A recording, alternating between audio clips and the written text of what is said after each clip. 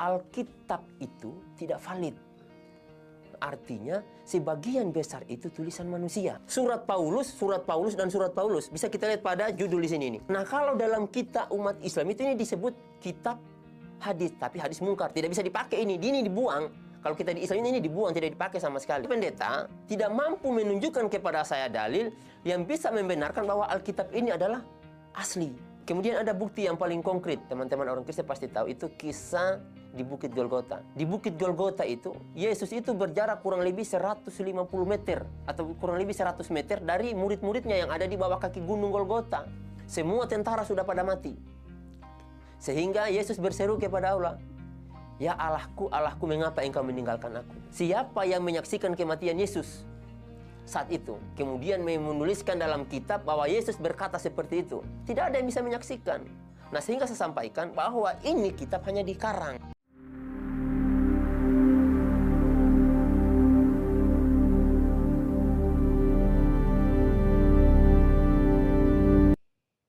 Kita mau lihat dulu teman-teman seberapa akuratnya Alkitab kita. Studi tentang literatur atau tulisan-tulisan kuno ini disebut dengan bibliografi, ya, dan ini diterapkan untuk semua literatur atau dokumen kuno lainnya, bukan hanya Alkitab saja, ya. Dari kata biblos yang artinya apa? Buku-buku. Nah, semakin banyak manuskrip yang ditemukan, maka semakin kecil kemungkinan pemalsuannya, karena tidak mungkin mengubah semua manuskrip yang ada yang tersebar di berbagai tempat yang berbeda.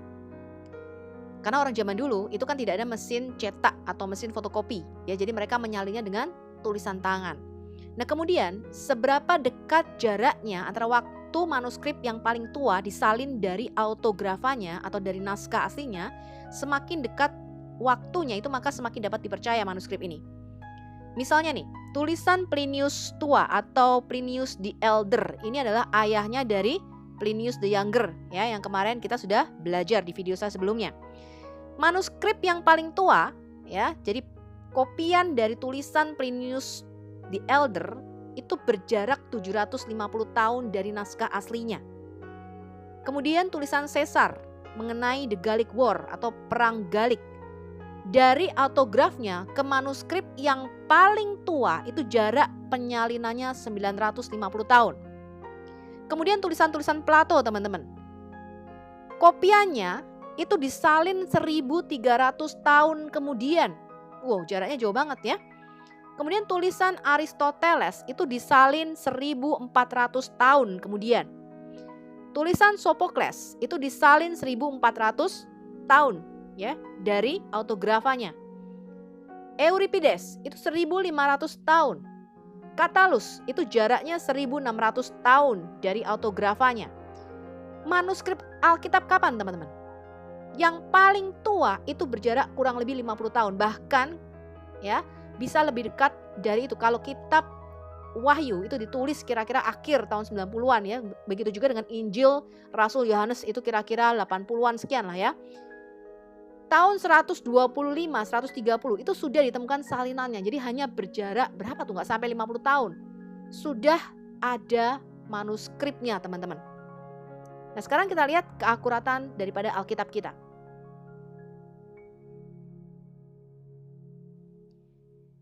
Kemudian kriteria kedua itu adalah berapa banyak manuskrip yang dipunyai. Semakin banyak, maka semakin mudah kita merekonstruksi autografanya. Jadi kalau manuskripnya itu banyak, ya mungkin ada salah-salah penyalinan, itu kita bisa saling mencocokkan, teman-teman.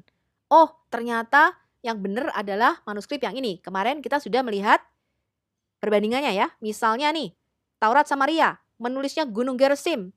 Torah Masoretik kok menulisnya Gunung Ebal? Ternyata ditemukan berbagai macam manuskrip lain yang lebih tua, The Dead Sea Scroll dari Torah Masoretik, yang membenarkan pembacaan Torah Samaria. Jadi kita bisa tahu, oh yang benar ternyata adalah Gunung Gerizim. Gitu caranya, teman-teman. Ya, jadi dalam kasus manuskrip Alkitab, baik itu kitab-kitab Tanakh, kitab-kitab Yahudi, ya, maupun Perjanjian Baru atau Brit Hadasa, itu tidak ada yang dibakar. Sehingga kita bisa mencocokkan, merekonstruksi autografanya dari semua manuskrip yang kita punya, teman-teman. Contoh lainnya nih, Caesar and Gallic War itu hanya mempunyai 251 manuskrip. Tulisan-tulisan Plato di dalam tetralogi itu hanya punya 210 manuskrip. Kemudian tulisan Plinius Tua atau Plinius the Elder itu hanya ada 202 manuskrip. Kemudian Thukydides ini adalah salah satu sejarawan Yunani yang paling akurat ya, diakui ya. Dia hanya punya 96 manuskrip dengan jarak penulisan 1300 tahun dari originalnya, dari autografanya. Kemudian penemuan manuskrip Alkitab yang terakhir yang didokumentasikan itu total ada berapa teman-teman?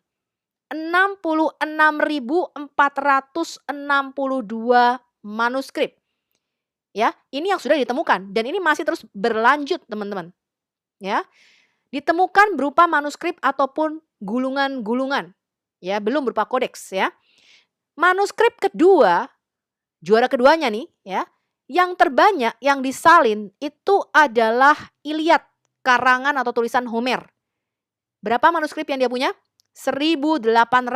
Bandingkan tuh teman-teman. Juara pertamanya siapa? Manuskrip Alkitab. Ya, jadi Alkitab kita itu sing ada lawan, teman-teman. Ya, orang Ambon bilang apa? Sing ada lawan.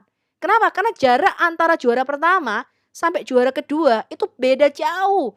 Ya, kita punya 66.462 manuskrip. Juara keduanya berapa? 1.800. Kita lihat teman-teman, Quran itu tidak punya lebih dari 10 jari tangan saya. Ya, nanti ketika kita membahas pada bagian kedua, kita akan bahas apakah bukti-bukti manuskrip Quran atau cuman hafalan aja. Kita dapat dari mana teman-teman? Mempelajari literatur kuno ini.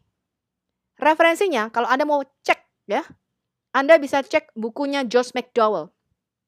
The Evidence That Demands a Verdict. Ini adalah bibliographical test. Jadi kita sudah melakukan tes dan yang ngetes itu bukan orang Kristen, teman-teman, orang ateis, ya, orang-orang ilmuwan, ya. Jadi secara objektif. Nah, jadi kalau kita bicara, kita harus pakai apa? Data dan bukti.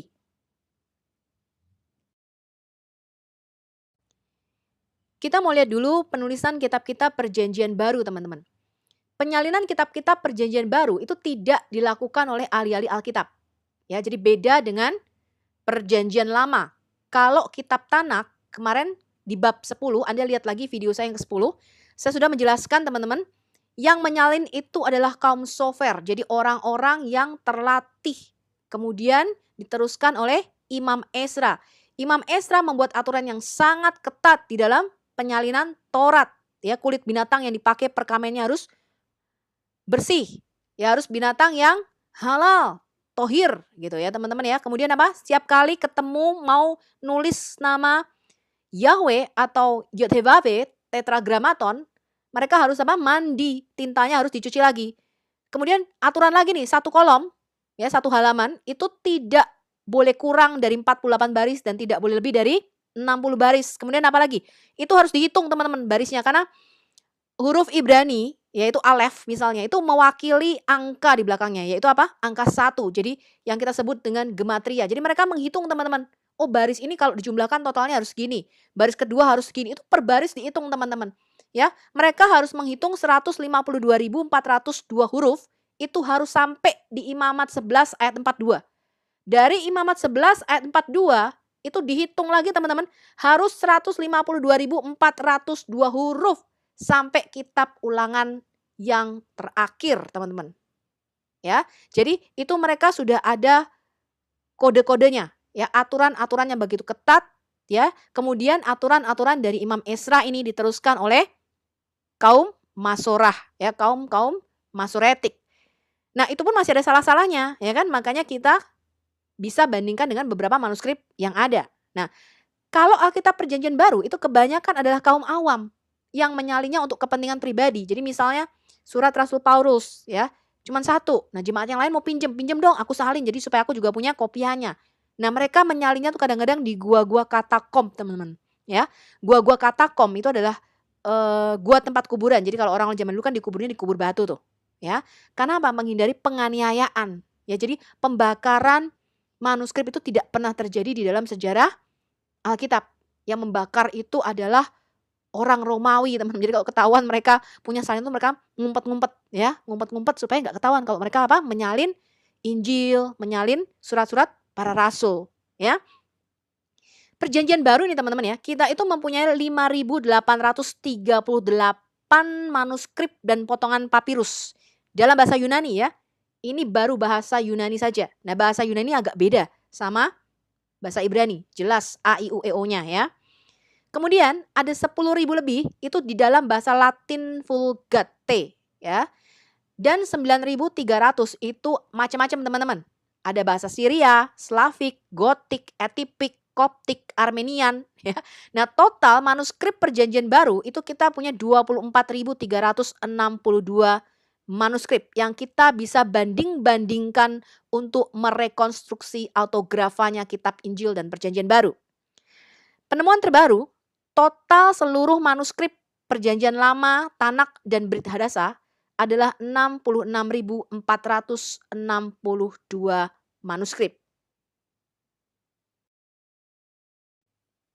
Alkitab itu merupakan literatur kuno nomor 1. Ya, jadi kalau Anda tidak percaya tulisan yang ada di Alkitab, ya, masalah Anda beriman akan isinya itu masalah yang beda. Tapi keasliannya kalau Anda tidak percaya, ya itu berarti Anda tidak pernah tahu sejarah dunia masa lampau, teman-teman. Karena tulisan Plato, tulisan Caesar, itu manuskripnya jauh di bawah Alkitab kita. Berarti kita nggak bisa tahu tuh ya tentang sejarah dunia kuno, teman-teman. Tulisan-tulisan mereka kita nggak pernah tahu. Plinius the Elder, Plinius the Younger, ya, Josephus apalagi. Itu kita nggak akan pernah bisa percaya tulisan mereka kalau Anda nggak percaya keaslian Alkitab karena jauh. Ya, jumlahnya aja udah jauh sekali. Masalah Anda beriman akan isinya itu masalah yang beda, ya, kalau kita bicara iman.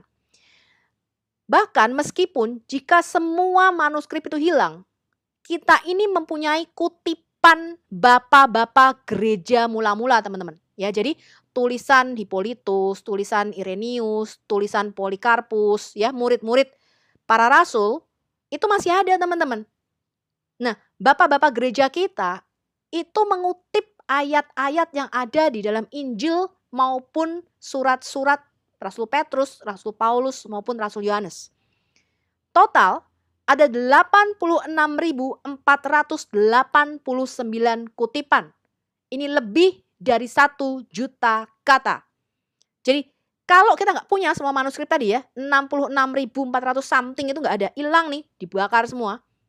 Kita itu bisa merekonstruksi Alkitab perjanjian baru kita dari kutipan-kutipan bapak-bapak gereja awal. Semuanya kecuali 11 pasal dari seluruh Alkitab perjanjian baru kita. Manuskrip perjanjian baru ini nomor 1 terakurat dan terpercaya di antara semua tulisan kuno yang ditulis tangan. Juara keduanya siapa, teman-teman? Iliad karya Homer, ya. Ini dengan 1.800 manuskrip. Nah, kita bisa melacak sejarah gereja dari abad-abad awal. Seperti misalnya nih, siapa penulis kitab Matius? Kemarin saya sudah jelaskan, Rasul Matius adalah murid Yesus si pemungut cukai. Saya sudah tunjukkan, kita punya tulisan bapak-bapak gereja kita, salah satunya Hippolytus, ya. Kemudian Yohanes, Rasul Yohanes itu menulis apa? Injil Yohanes, surat kepada jemaat dan kitab Wahyu. Kemudian Yohanes Markus, penulis Injil Markus, ini kemenakan Barnabas, murid Rasul Petrus, teman seperjalanan Paulus dan termasuk dari ring 2, ya, 70 murid Yesus yang ada di Lukas 10. Kemudian Lukas sendiri, tabib Lukas, ini adalah satu-satunya penulis Injil dan kisah para rasul yang keturunan Yunani. Dan tabib Lukas itu termasuk ring 2. Jadi murid yang dikatakan 70 orang, ya, ring 2-nya murid Yesus. Jadi mereka semua tuh saksi-saksi mata, teman-teman. Ya. Nah, semua penulis Alkitab itu merupakan keturunan Yahudi kecuali Lukas yang seorang Yunani dan juga seorang tabib. Jadi gak benar kalau Brit Hadasah itu adalah kitabnya non-Yahudi. Yang nulis aja orang Yahudi kok semuanya. Ya. Iya, ini kita ambil dari bukunya Josh McDowell ya, The Evidence That Demands a Verdict. Jadi Josh McDowell itu adalah seorang ateis. Dia tuh mau membuktikan kekristenan itu cuma dongeng, tahayul, ya, nggak bisa dipercaya. Jadi dia melakukan penelitian, namanya aja orang ateis, kan selalu mengandalkan logika. Ya, ketika dia melakukan penelitian-penelitian ini, teman-teman, dia akhirnya apa? Setelah mengumpulkan semua bukti-bukti, dia mengatakan aku harus membuat keputusan, aku harus membuat verdict katanya. Aku mau percaya dengan bukti-bukti ini atau aku mau mengingkari bukti-bukti yang ada di depan mataku ini. Ya, di situ saya sertakan linknya teman-teman ya. Itu adalah bibliographical test ya yang terupdate saat ini. Anda bisa klik linknya, Anda bisa baca sendiri di situ. Manuskrip Alkitab kita ini juara 1 teman-teman. Juara 2-nya siapa? Iliad ya, karya Homer. Itu lihat tuh manuskripnya aja cuma 1800 dan time gap jaraknya ya antara autografa dengan manuskrip yang paling tua adalah 400 tahun. Kemudian Anda lihat di situ yang lain-lain tuh. Herodotus cuman berapa? 109 manuskrip. Sophocles 193. Plato 210, Caesar 251 dan lain-lain. Ya, Tacitus itu cuman berapa? 2 tambah 31. Berapa tuh, nggak sampai ya? Nggak sampai 100 ya. Kemudian Pliny the Elder, manuskripnya cuman 200. Thucydides tadi sejarawan, manuskripnya malah cuma 96. Ya, time gapnya aja hampir 200 tahun. Ini jauh banget teman-teman. Dan lain-lain sebagainya. Nah, kita lihat time gap waktu kita teman-teman itu cuma 50 sampai 100 tahun. Ya, manuskrip yang tertua ditemukan adalah tahun 130. Itu sudah ditemukan salinan paling tuanya. Nah, kita lagi menunggu kayaknya di The Dead Sea Scroll ditemukan Injil Markus. Ya, potongan Injil Markus. Nah, nanti kita lihat aja apakah akan diumumkan apa enggak ya oleh para ilmuwan. Jadi total ya ini adalah manuskrip perjanjian baru, kemudian perjanjian baru di dalam berbagai terjemahan. Ya, bahasa aslinya kan Yunani ya. Total 42.000 lebih itu Alkitab perjanjian lama. Jadi total kalau digabungkan teman-teman 66.362 manuskrip ya, perjanjian lama maupun perjanjian baru.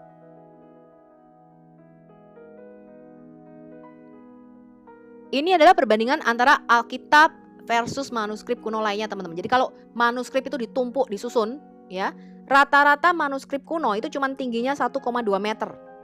4 feet ya, 4 kaki tingginya. Kemudian Anda bandingkan situ, itu gedung World Trade Center WTC. Manuskrip perjanjian baru itu kalau ditumpuk itu lebih tinggi teman-teman, hampir berapa? 2 kali lipatnya gedung WTC. Manuskrip perjanjian lama itu kalau ditumpuk teman-teman ya kira-kira 1,5 mile. Total Alkitab kita perjanjian baru, perjanjian lama itu ditumpuk ke atas, disusun terus gitu ya. Itu tingginya kira-kira 2,5 mile teman-teman. 4.000 meter lebih. Ya, itu Anda lihat tuh perbandingannya. Yang situ gedung WTC, yang paling kanan itu adalah manuskrip Alkitab perjanjian lama dan perjanjian baru kita. Ya, bagi teman-teman yang belum tahu, ya, Anda perlu sebarkan video ini sebanyak-banyaknya teman-teman. Ya, supaya teman-teman itu belajar dan tidak dibodohi.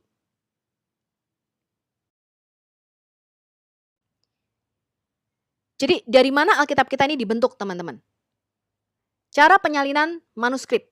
Misalnya autografanya atau tulisan aslinya, ya, misalnya Injil Matius.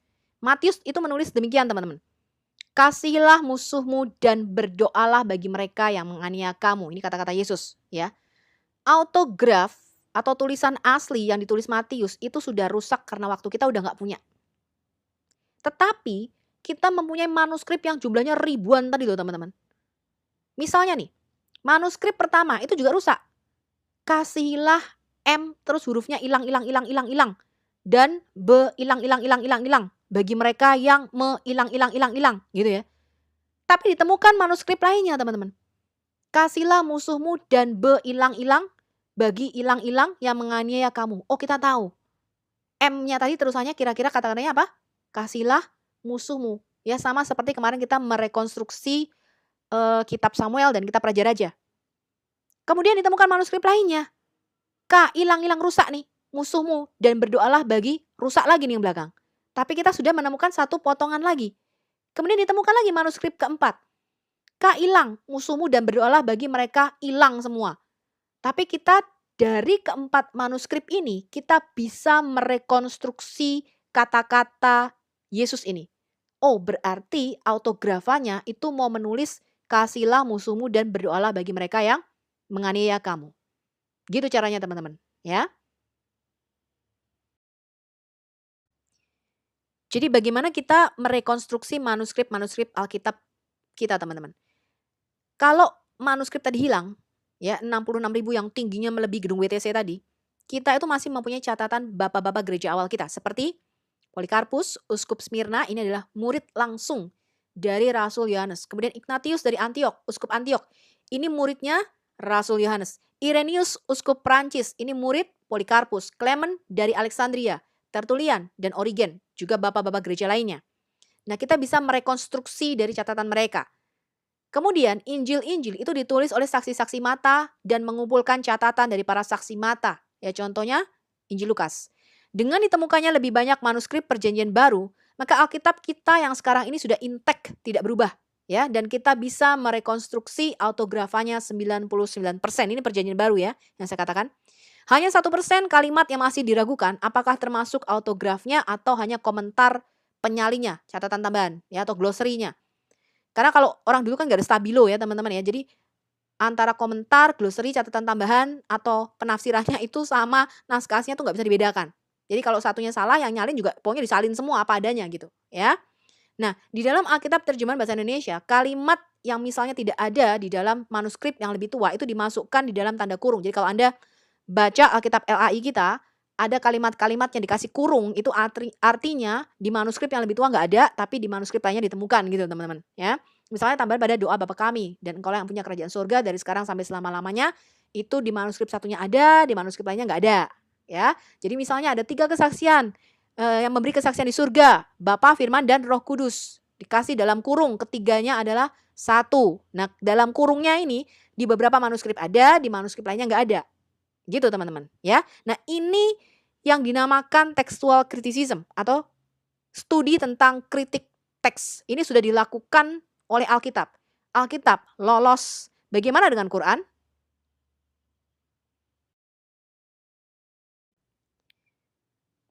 Sekarang teman-teman, kalau kita mengatakan wahyu dari Tuhan, ya ini bukan wahyu si humbing, ya. Perlu saksi nggak sih? Siapa sih saksi-saksi mata? Rasul Petrus itu menulis di dalam 2 Petrus 1 ayat 16. Sebab kami tidak mengikuti dongeng-dongeng isapan jempol manusia ketika kami memberitahukan kepadamu kuasa dan kedatangan siapa? Tuhan kita Yesus Kristus sebagai Raja. Tapi kami adalah saksi mata dari kebesarannya. Jadi siapa yang menulis? Saksi mata. Rasul Yohanes berkata di dalam Yohanes 20 ayat 30 sampai 31. Memang masih banyak tanda lain yang dibuat Yesus di depan mata murid-muridnya yang tidak tercatat di dalam kitab ini. Tapi semua yang tercantum di sini telah dicatat supaya kamu percaya bahwa Yesuslah Mesias Al-Masih, Anak Allah, dan supaya kamu oleh imanmu memperoleh hidup di dalamnya. Yesus membuat banyak tanda dan mujizat di depan mata murid-muridnya. Tabib Lukas menulis di Lukas 1 ayat 1 sampai 4. Theophilus yang mulia, ini pembukaan bukunya ya. Seperti banyak orang telah berusaha menyusun tulisan suatu berita mengenai kepastian peristiwa-peristiwa apa yang terjadi di tengah-tengah kita. Seperti yang telah mereka sampaikan kepada kita, yang dari semula merupakan saksi-saksi mata dan pelayan firman. Karena itu setelah aku menyelidiki dengan teliti dari mulanya, aku mengambil keputusan untuk membukukannya secara teratur bagimu. Seperti yang kau perintahkan kepadaku untuk ditulis. Supaya engkau dapat mengetahui bahwa segala sesuatu yang diajarkan kepadamu sungguh benar. Jadi ketika tabib Lukas menulis, ya Matius menulis, Markus menulis, itu murid-murid rasul-rasul masih hidup teman-teman. Ya Rasul Petrus masih ada, Rasul Yohanes itu matinya paling akhir. Jadi kalau tulisan itu salah, mereka akan langsung mengkoreksi pada saat itu juga, ya.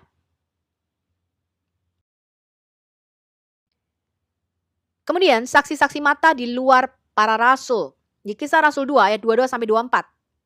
Rasul Petrus mengatakan demikian, "Hai orang-orang Israel, dengarlah perkataan ini.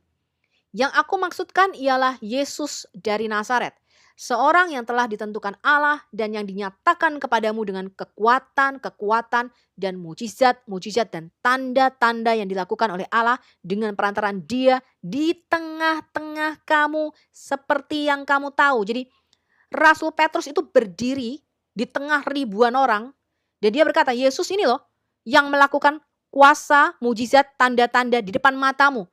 Kalau Yesus tidak benar-benar melakukan tanda-tanda kuasa dan mujizat, ya. Kemudian yang kamu matikan, yang kamu bunuh, ya, dia diserahkan oleh Allah menurut maksud dan rencananya telah kamu salibkan dan kamu bunuh. Loh, Rasul Petrus menuduh apa? Kamu bunuh dia dengan tangan bangsa-bangsa durhaka, tangan Romawi. Kalau peristiwa kematian Yesus itu tidak benar, teman-teman, Rasul Petrus sudah dirajam, lempari batu sama orang. Enggak, kami enggak menyalibkan dia kok. Wa masalabuhu wa makataluhu katanya. Ya, kami enggak salibkan, kami enggak bunuh dia. Ya, enggak, teman-teman. Ya, mereka membenarkan, hati mereka terharu, iya. Tetapi kata Rasul Petrus, tetapi Allah membangkitkan Yesus dengan melepaskan dia dari sengsara maut, karena tidak mungkin dia tetap berada di dalam kuasa itu. Jadi ketika Rasul Petrus bersaksi tentang Yesus yang kamu bunuh, ya, yang melakukan mukjizat di tengah-tengahmu, itu di antara ribuan orang bangsa-bangsa lainnya. Dan tidak satu pun dari mereka yang mengatakan Petrus pembohong. Sebab apa? Mereka saksi mata. Saksi-saksi mata itu semuanya mati martir. Bahkan gereja mula-mula, ya, kalau teman-teman lihat video saya sebelumnya, bagaimana gereja mula-mula itu dianiaya, mereka mati, ada yang dibakar, dijadikan apa? Penerangan, kemudian ada yang dimakankan singa, teman-teman. Mereka mati karena mempercayai apa yang mereka yakin itu benar. Jadi kalau berita Injil mengenai Yesus mati, 3 hari kemudian bangkit, ya, dan menampakkan diri itu nggak benar, mereka nggak mungkin mau menyerahkan dirinya sampai mati. Banyak orang mati karena kebohongan, betul. Tapi itu karena mereka percaya itulah yang benar. Banyak orang itu mau berjihad, ngebom, bunuh orang kafir untuk mendapatkan pahala 72 perawan surga, teman-teman. Ya, mereka sampai menutupi alat kelaminnya. Supaya apa? Ketika mati itu nggak meledak, teman-teman. Ya, barang yang satu itu tuh nggak meledak, ditutupi, dilindungi. Ya, Anda baca tuh beritanya, ada di video saya. Ya, jadi ketika mereka mengebom, biar tubuhnya itu berantakan karena dibom kan. Ya, jadi anggota tubuhnya pasti berserakan. Mereka melindungi alat kelaminnya, teman-teman. Supaya alat kelaminnya nggak rusak. Kenapa? Supaya mereka bisa dapat 72 bidadari yang dijanjikan itu. Kenapa? Karena mereka percaya itu kebenaran. Mereka mau mati bagi apa yang mereka percaya sebagai kebenaran. Nggak ada orang mau mati untuk kebohongan, teman-teman. Nggak ada. Ya. Nah, Kisah Rasul 1 ayat 3. Kepada mereka Yesus menunjukkan dirinya setelah penderitaannya selesai. Dan dengan banyak tanda. Banyak tanda itu apa? Overwhelming evidences. Bukti-bukti yang meyakinkan. Yesus membuktikan bahwa dia hidup. Sebab selama 40 hari ia berulang-ulang menampakkan diri dan berbicara kepada mereka tentang apa? Kerajaan Allah. Jadi Yesus mati bagi kita. Masuk ke dimensi yang lebih rendah. Dia nusul dari dimensi ilahi. Ya, hyperdimension, dimensi tertinggi. Dia turun nuzul masuk ke dimensi yang paling rendah. Dimensi 3, ya, dimensi kita. Untuk apa, teman-teman? Menebus dosa kita supaya kerajaan Allah, kunci otoritas yang hilang dari Adam itu dipulihkan. Ya.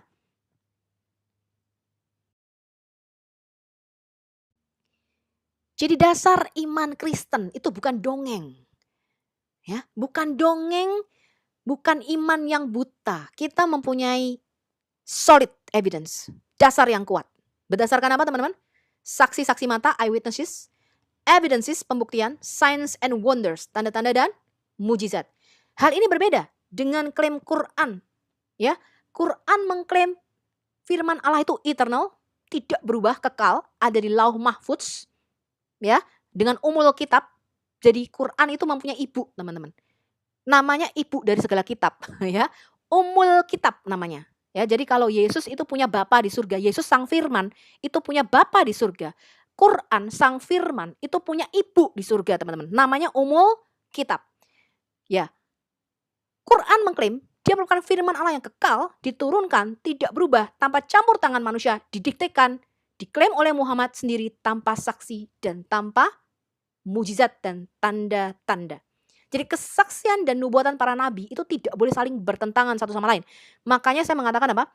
Tanak Alkitab Perjanjian Lama dengan Perjanjian Baru Berita Dasar itu kok bisa disatukan jadi satu buku gitu. Jadi kalau Anda baca tuh nggak bingung. Betul ya? Jadi di Alkitab Perjanjian Lama itu merupakan apa? Bayang-bayang dari apa yang akan digenapi oleh Yesus di Perjanjian Baru. Jadi ketika Anda membaca peristiwa Paskah, loh mereka kok harus meletakkan tangannya di atas domba, mengaku segala dosanya, kemudian harus ada korban darah. Kemudian Yesus mengatakan, inilah darahku. Oh, berarti ini nyambung, ini connect. Yesus itu menggenapi. Dia adalah apa? Anak domba Paskah, nyambung. Tapi begitu Anda baca Quran, wa ma qataluhu wa ma salabuhu. Lah, ini kan enggak nyambung, enggak connect. Jadi kalau pewahyuan itu berasal dari satu Tuhan yang sama, maka kesaksian dan nubuatan para nabi itu tidak boleh saling bertentangan. Ya, karena Tuhan kemarin bicara apa tandanya? Kalau ini firman dari aku, kamu harus tahu tandanya. Tandanya apa teman-teman? Nubuatan itu pasti terjadi. Jadi kalau seorang nabi tidak punya nubuatan, itu tidak bisa disebut seorang nabi.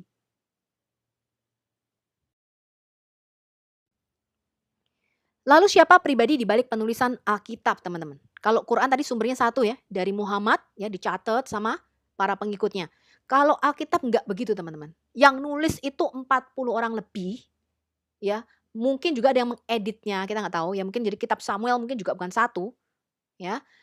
Kemudian jaraknya itu 1500 tahun kemarin kita belajar. Berarti apa? Nabi Musa udah mati, Nabi Yeremia, Yeskiel belum lahir, apalagi Matius, Markus, Lukas. Ya, belum nampak kedatangannya. Tetapi pesan-pesan yang mereka tulis, nubuatan yang mereka tulis di dalam kitab-kitab itu mempunyai satu tema yang terintegrasi. Yaitu apa? Kedatangan Mesias sebagai penebus dosa. Nah, kalau saya misalnya nih seorang guru, saya menyuruh 20 murid saya menulis ya masing-masing apa yang ada di kepalanya. Ya, saya punya 20 orang murid di kelas saya. Kemudian saya mengatakan, udah sekarang kamu tulis apa aja yang ada di kepalamu. Mungkin yang seorang menulis apa? Tentang kesehatan mata misalnya. Yang seorang tentang cara-cara diet yang sehat. Yang lain menulis apa? Oh, dia suka olahraga, dia tulis tentang sepak bola.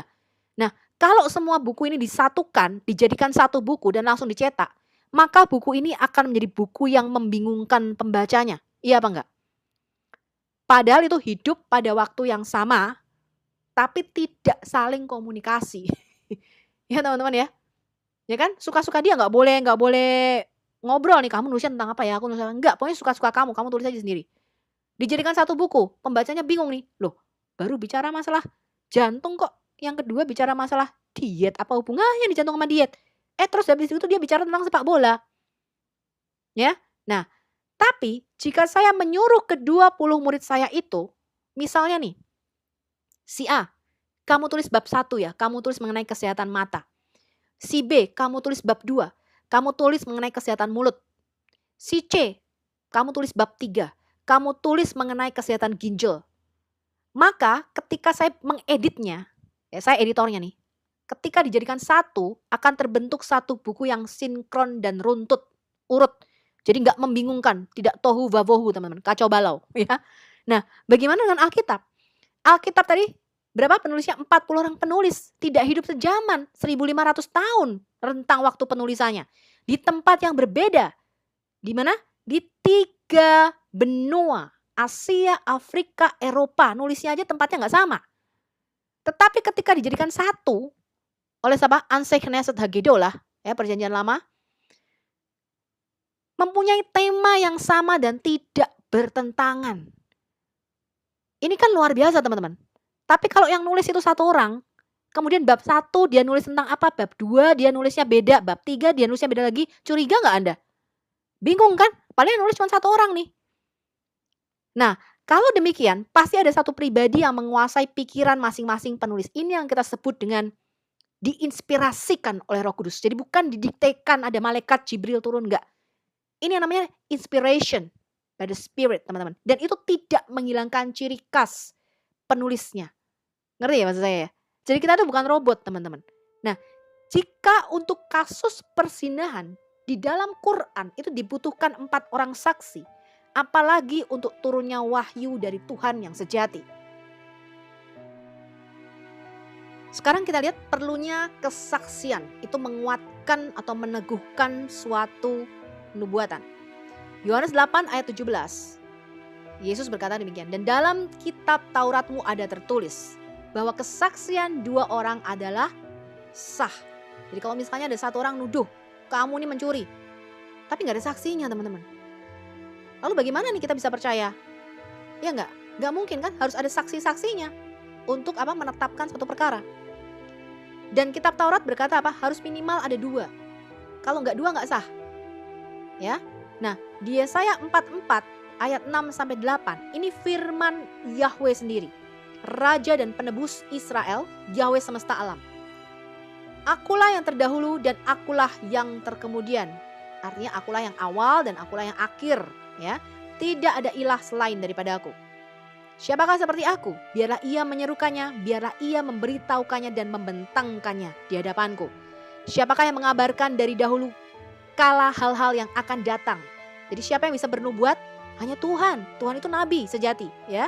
Apa yang akan terjadi? Biarlah mereka memberitahukannya kepadamu. Janganlah gentar dan janganlah takut, sebab memang dari dahulu telah kukabarkan dan kuberitakan hal-hal itu kepadamu. Yahweh berkata apa?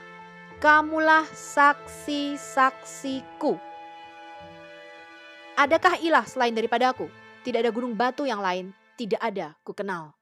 Jadi Tuhan itu menunjuk kita sebagai apa? Sebagai saksi-saksinya. Sebagai saksi mata kebesarannya, bahwa apa? Tidak ada ilah lain. Tidak ada gunung batu selain Tuhan. Ya, ini metafora ya, jangan Anda berpikiran ada gunung, ada batu, Anda puterin, bukan ya. Gunung batu itu artinya suatu dasar yang teguh. Ya, ini kalimat metafora, Anda harus bisa bedakan ya.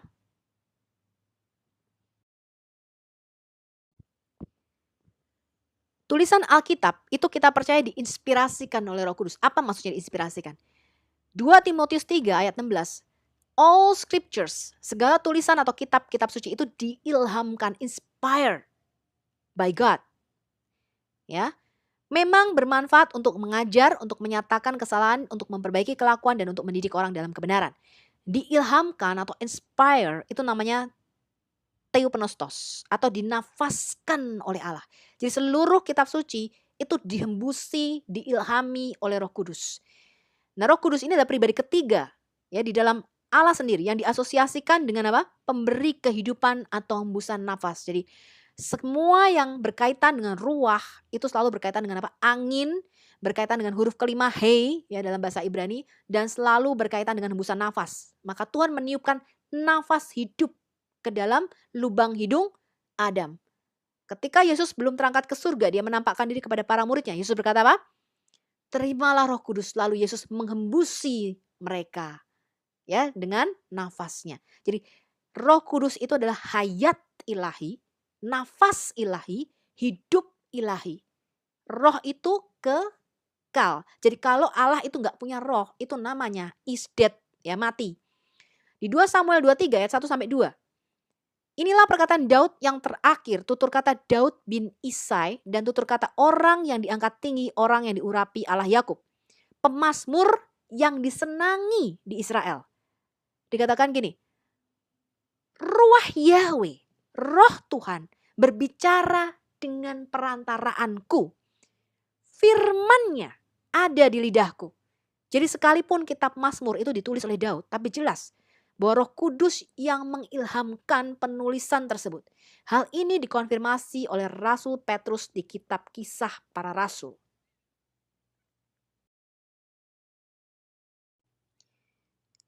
Kisah Rasul 1 ayat 16. Hai saudara-saudara, haruslah genap nas kitab suci yang disampaikan Roh Kudus. Disampaikan siapa?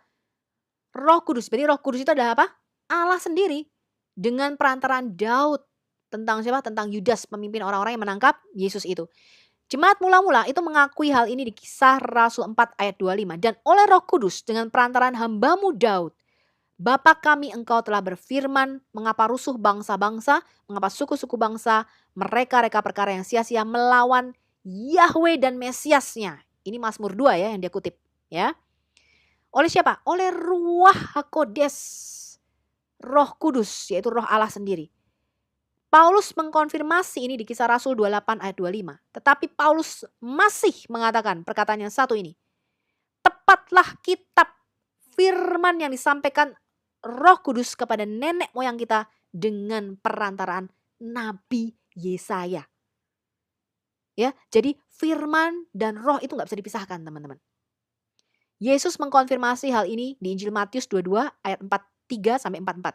Jika demikian, bagaimana Daud oleh pimpinan roh menyebut dia Mesias, itu tuannya, ya. Daud menyebut Mesias itu tuannya, kuriosnya. Jika dia sang Mesias adalah anaknya pula. Jadi Yesus mengutip Mazmur 110 ayat 1. Jadi nabi-nabi itu menulis kitab, tapi sebenarnya yang mengilhamkan adalah Roh Kudus.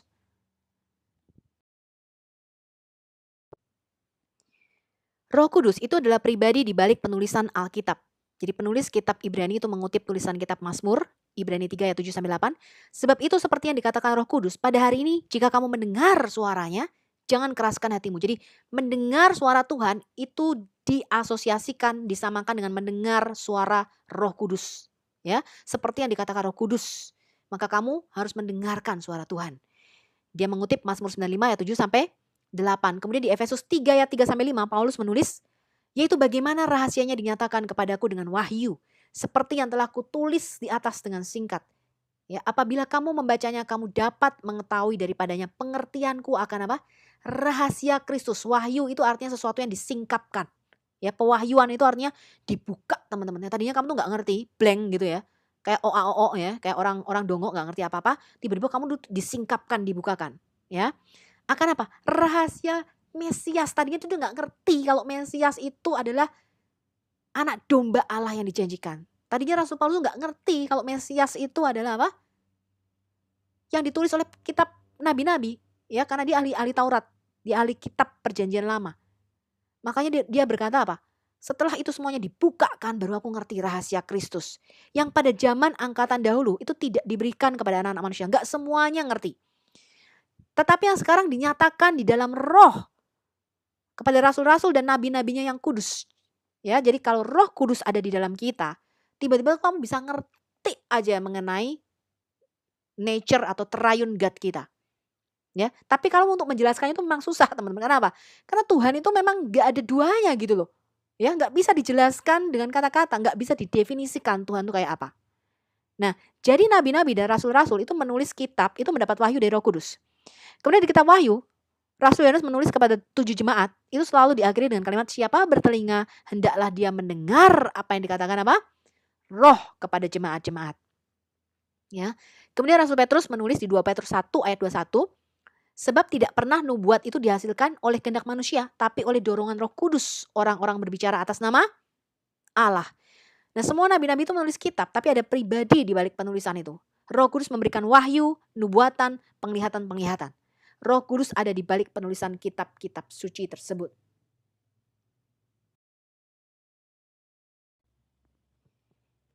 Yesus itu hidup di dalam nubuatan, teman-teman. Ya, kalau mungkin dari kita atau Anda ada yang hidup dari kecelakaan, kalau Yesus itu enggak, teman-teman. Sudah direncanakan kelahirannya itu berabad-abad sejak sebelum dunia dijadikan. Ya, jadi sudah direncanakan dia bakal mati, matinya caranya kayak apa itu sudah tahu. Ya, sudah direncanakan dia bakal bangkit pada hari ketiga itu sudah tahu, teman-teman. Jadi Yesus itu hidup di dalam nubuatan, dia living out the prophecy. Markus 14 ayat 49, Yesus berkata, tetapi haruslah digenapi yang tertulis apa? Di dalam tanak, di dalam kitab suci. Yohanes 13 ayat 18. Yesus berkata lagi nih, tapi haruslah genap nas ini. Orang yang makan rotiku telah mengangkat tumitnya terhadap aku. Dia akan dikhianati oleh teman dekatnya. Sudah dinubuatin, teman-teman. Yohanes 17 ayat 12 kata Yesus, supaya genaplah yang tertulis dalam kitab suci. Matius 26 ayat 54 kata Yesus, jika begitu, bagaimanakah akan digenapi yang tertulis dalam kitab suci yang mengatakan bahwa harus terjadi demikian? Yohanes 15 ayat 25, tetapi firman yang ada tertulis dalam kitab Taurat mereka harus digenapi. Mereka membenci aku tanpa alasan, kata Yesus. Yohanes 5 ayat 39 sampai 40. Yesus berkata demikian ya. Kamu ini menyelidiki kitab-kitab suci, sebab kamu menyangka bahwa olehnya kamu mempunyai hidup yang kekal. Tapi walaupun kitab-kitab suci itu memberi kesaksian tentang aku, menulis tentang aku, namun kamu tidak mau datang kepadaku untuk memperoleh hidup itu, kata Yesus. Ya, jadi bodoh kalau kita tuh belajar tujuan akhirnya itu adalah kepada firman hidup itu Yesus. Makanya pertanyaan insan moko ginta itu adalah kebodohan yang luar biasa. Saya bingung kalau dia dulu sekolah pastor itu sekolah teologinya di mana. Ya, insan moko ginta itu bisa berkata Yesus tidak membaca Injil, tidak membaca Alkitab Perjanjian Baru. Loh, karena memang Yesus tuh tidak membawa kitab Injil. Itu kan teolog atau kronologi cara berpikir Muslim. Yesus datang membawa kitab Injil. Enggak. Yesus itu tidak memberitakan kitab Injil. Injil itu memberitakan kedatangan Yesus. Ya, jadi caramu itu terbalik. Ya, jadi kitab-kitab Taurat, kitab para nabi, kitab Zabur itu memberitakan kedatangan Yesus. Kitab Injil itu menulis bahwa nubuatan di Perjanjian Lama itu sudah digenapi. Itu adalah biografinya Sang Mesias. Jadi Yesus itu gak datang bawa kitab Injil. Nah, saya tuh agak bingung loh kalau pastor, ya apalagi yang katanya S3 Vatikan, ada yang ngaku-ngaku S3 dari Vatikan, itu bisa cara berpikirnya seperti itu. Saya bingung nih. Saya bingung loh, terus sekolahnya tuh di mana gitu loh ya. Kalau saya jadi dosennya kok saya malu ya. Nah, kelahiran Yesus, kehidupannya, kematiannya, kebangkitan Yesus, kedatangan yang pertama dan kedatangan yang kedua, itu dinubuatkan di dalam Tanak, ya, atau kitab-kitab suci Perjanjian Lama.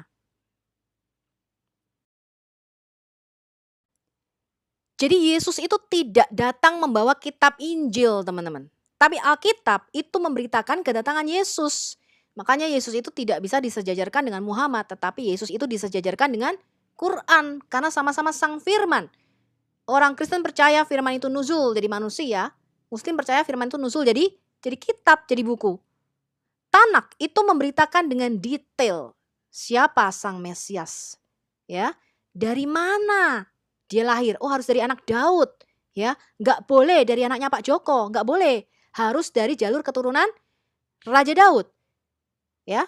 Kemudian kapan lahirnya? Di mana lahirnya? Bagaimana hidup dan pelayanannya? Kapan matinya? Bagaimana cara dia mati? Untuk apa dia mati? Dan dia harus bangkit pada hari ketiga. Nah, ini cara berpikir yang beda ya dengan Muslim. Muhammad itu datang memberitakan Quran. Jadi Anda tidak bisa memakai pola pikir Islam ketika memahami Kristen, dan Anda juga nggak bisa pakai pola pikir Kristen dalam memahami Islam. Makanya sebelum Anda berdialog, berdebat, itu Anda harus samakan dulu. Karena apa? Mereka mengatakan firman itu cuman spoken words, jadi nggak ketemu. Nah, buat kita dafar Yahweh atau memra Yahweh Sang Firman itu pribadi. Kita punya dalilnya, punya ayatnya gitu loh. Jadi nggak ketemu. Buat mereka Roh Kudus itu Jibril. Bu Anda tuh sampai ludahmu habis, teman-teman berbusa-busa mulutmu menjelaskan. Ya nggak masuk. Orang memang pengertiannya beda. Menurut mereka malaikat itu malaikat makhluk dua bersayap itu loh. Sayapnya ada 2, ada 6. Tapi Alkitab tidak mengatakan demikian. Malaikat itu adalah apa? Perwakilan utusan. Pembawa pesan. Jadi malaikat itu bisa juga manusia. Nanti kita lihat ya, Yakub itu mengutus malaikatnya. Bukan berarti dia mengutus makhluk bersayap. Dia tuh mengutus temennya gitu teman-teman. Itu namanya angelos. Namanya apa? Utusannya dia. Simple as that. Ya, Yesus itu utusan. Iya memang. Ya, dia diutus oleh Sang Bapa sendiri. Nah, ini terminologi yang berbeda. Misalnya kata Elohim atau Allah di dalam Alkitab. Di dalam Alkitab, Allah itu bukan sesuatu yang pribadi, tapi hakikat yang ilahi.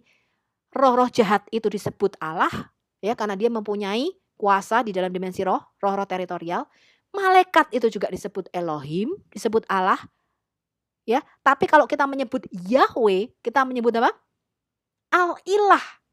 Allah yang satu itu yang paling tinggi itu disebut apa? Al-Ilah. Ha-Elohim. Ho-Theos. Ya, dewa-dewa itu juga disebut Theos. Tapi Theos yang paling Theos yang paling benar namanya apa? Ho-Theos. Sang dewa itu. Al-Ilah itu. Nah, ini pengertian yang beda lah. Kalau di Quran, lo Allah itu ya mesti sing ning Mekah itu teman-teman. Nggak ada yang lain. Ini beda. Ya, kemudian pengertian tentang setan. Setan itu di dalam pengertian agama-agama lain, dalam pengertian Islam, itu pasti makhluk bertanduk. Ya, matanya merah, hidungnya besar, serem, rambutnya kriwil dan keriting. Tapi Alkitab tidak mengatakan demikian. Setan itu artinya penentang. Jadi Tuhan itu bisa menjadi setanmu dikatakan. Ya, maka berdirilah malaikat itu ketika dia menemui Bileam di jalan. Aku berdiri sebagai setanmu katanya, sebagai penentangmu. Nah, ini terminologi yang berbeda pengertiannya teman-teman. Nah, ini kita harus memahami. Jadi ketika Anda membaca Alkitab agama lain, kita harus memahami cara dia berpikir. Oh, dia berpikir tuh setan itu bertanduk kok, matanya merah, sedangkan Alkitab tuh enggak. mertuamu tuh bisa jadi setanmu, teman-teman. Ya, bisa menjadi penentangmu, simple as that. Ya, jadi Yesus itu tidak sejajar dengan Muhammad, tapi Yesus itu sejajar dengan Quran kalau kita mau komparasi. Kristen itu percaya firman nuzul mengambil rupa manusia. Muslim percaya firman itu nuzul dalam bentuk kitab.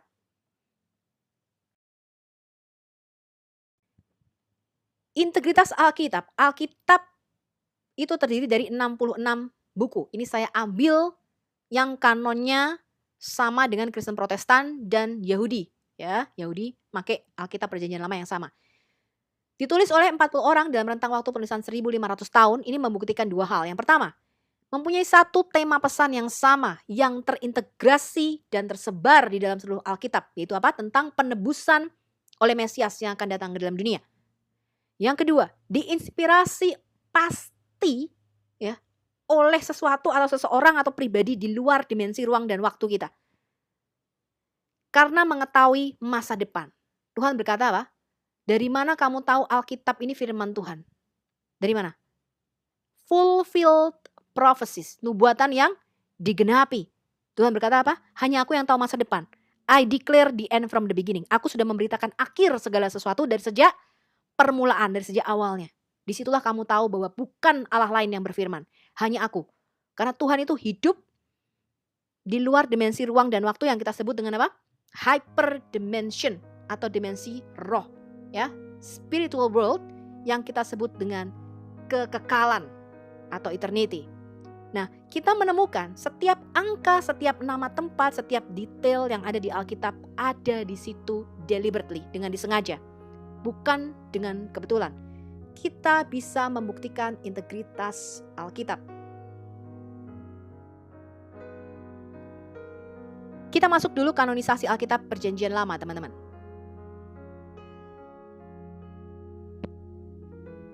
Siapa yang menetapkan kanon Tanak atau Perjanjian Lama, teman-teman? Kanon Alkitab itu adalah suatu daftar dari kitab-kitab yang dianggap sebagai tulisan suci yang berwibawa dan otoritatif oleh komunitas keagamaan tertentu. Kata kanon itu berasal dari bahasa Yunani kuno, kanon atau mistar, ya. Artinya apa? Penggaris, tongkat pengukur. Dengan kata lain adalah standarisasi. Jadi standar suatu kitab itu dikatakan suci, dikatakan otoritatif, dikatakan berasal dari Tuhan. Itu ada standarnya, ya, ada tongkat pengukurnya. Yang menetapkan Alkitab Perjanjian Lama kita kemarin siapa? Anseh Knesset Hagedolah, the man of the great assemble, atau Majelis Agung, ya, yang ini menetapkan 24 Perjanjian Lama. Jadi 24 itu sama dengan 39 Alkitab kita, teman-teman, karena mereka tuh 1-2 Tawarik jadi satu kitab, 1-2 raja jadi satu kitab. Kemudian kitab 12 nabi di kita kan dihitung sendiri-sendiri tuh. Kalau di Alkitab Yahudi itu dijadikan satu, ya. Nah, Anseh Knesset Hagedolah ini dibentuk oleh Ezra. Dia adalah seorang juru tulis dan juga seorang Kohen. Kohen itu seorang imam, ya. Dia keturunan dari Seraya di Ezra 7 ayat 1. Kohen Hagadol atau imam besar, dia adalah imam besar terakhir yang melayani dalam Bait Hamikdas pertama di 2 Raja-Raja 25 ayat 18. Dan dia juga teman dekat Yosua HaKohen, ya, imam besar Yosua, yang merupakan Kohen Hagadol pertama yang melayani di Bait kedua Hamikdas. 1 Tawarik 5 ayat 40 sampai 41. Ezra ini adalah kekuatan pendorong utama yang memperkenalkan kembali dan memperkuat ketaatan Taurat di Yerusalem, ya, setelah dia kembali dari pengasingan di Babel. Ini tertulis di Ezra 7 sampai 10 dan Nehemia 8. Kemudian beberapa manuskrip itu mengatakan dia itu adalah seorang Kohen Hagadol, imam besar, ya. Yang lain mengatakan dia hanya seorang Kohen, imam biasa aja katanya, ya. Tapi tidak, Ezra ini adalah seorang yang sangat terpandang pada zamannya, teman-teman, ya. Nah, namanya Ezra itu singkatan dari Asar Yahu, artinya Yah, penolongku, ya. Ezra juga menetapkan Shemoneh Esreh. Kemarin kita sudah lihat, ya. Shemoneh Esreh ini adalah sidur-sidur atau doa-doa. Shemoneh Esreh artinya itu 18, ya, ada 18 fase di dalam doa-doa tersebut. Ya, disebut juga Tefilat Ha'amidah, artinya doa dengan posisi berdiri. Makanya orang Israel itu doa sambil ngetuk-ngetuk kepalanya gitu, teman, ya, di tembok ratapan gitu, doa, ya, mereka melakukan doa-doa sidur-sidur itu dengan posisi berdiri, teman-teman. Tefilat Ha'amidah namanya, ya. Nah, ini menunjukkan postur berdiri ketika mereka mengucapkan doa-doa ini. Nah, kemudian ketika bait suci ini dihancurkan, teman-teman, bait suci kedua ini dihancurkan. Mereka tidak bisa lagi mempersembahkan korban binatang ya, korban penebus dosa dengan kambing domba. Mereka menggantinya dengan sidur-sidur atau doa-doa. Ini yang ditetapkan oleh Anseh Knesset Hagedolah ya. Namanya adalah Shemoneh Esreh. Kumpulan cendekiawan ini dan Imam Esra itu membentuk Anseh Knesset Hagedolah. Jadi minimal mereka menguasai kemarin berapa? 70 bahasa. Ini adalah cikal bakal Sanhedrin. Jadi pada zaman Yesus itu adanya Sanhedrin ya. Ahli-ahli Taurat, orang-orang Farisi. Kemarin kita belajar anggota terakhir dari Anseh Knesset Hagedolah ini adalah Simon Hasadik ya, Gadol Kohen ya, imam besar. Simon Hasadik itu adalah anggota terakhir dari Anseh Knesset Hagedolah. Jadi sekitar tahun 300 sebelum Masehi, zaman Alexander Agung ya. Mereka mempunyai wewenang dalam masalah hukum agama. Mereka mengikuti jejak 70 tua-tua yang ditasbiskan oleh Musa dan Yosua. Kemudian orang-orang dari Majelis Agung ini diberi penghargaan karena mereka membangun Yudaisme tradisional dalam bentuknya yang sekarang ini. Ya, jadi mereka mengkanonisasi atau menstandarisasi Tanak, kemudian bacaan Torah, Amidah, ya, doa-doa dengan berdiri, perayaan Purim, doa-doa di sinagog, ritual kidus dan hafdalah. Hafdalah itu adalah ritual untuk berakhirnya hari Sabat ya, dan berbagai perayaan-perayaan lainnya. Esra dan Anseh Knesset Hagedolah yang terdiri dari 120 orang terpelajar ini berbuat lebih banyak untuk supaya Torah ini benar-benar ditaati oleh orang-orang Israel. Nabi-nabi Hagai, Sakaria, dan Maleaki itu ada di dalam Anseh Knesset Hagedolah. Talmud Megillah 17b itu mengajarkan bahwa Esra, ya, orang-orang dari Anseh Knesset Hagedolah ini menyusun 18 berkat Amidah. Tadi yang kita sebut apa? Shemoneh Esreh ya. Di dalam 4 tahun pertama Bait Hamikdas kedua. Perjanjian lama itu disebut dengan Tanak atau Mikra. Tanak itu adalah akronim atau singkatan dari Torah, 5 kitab Taurat Musa, Naviim, kitab nabi-nabi, dan Ketuvim, tulisan-tulisan suci, termasuk di dalamnya Amsal dan Mazmur atau Zabur.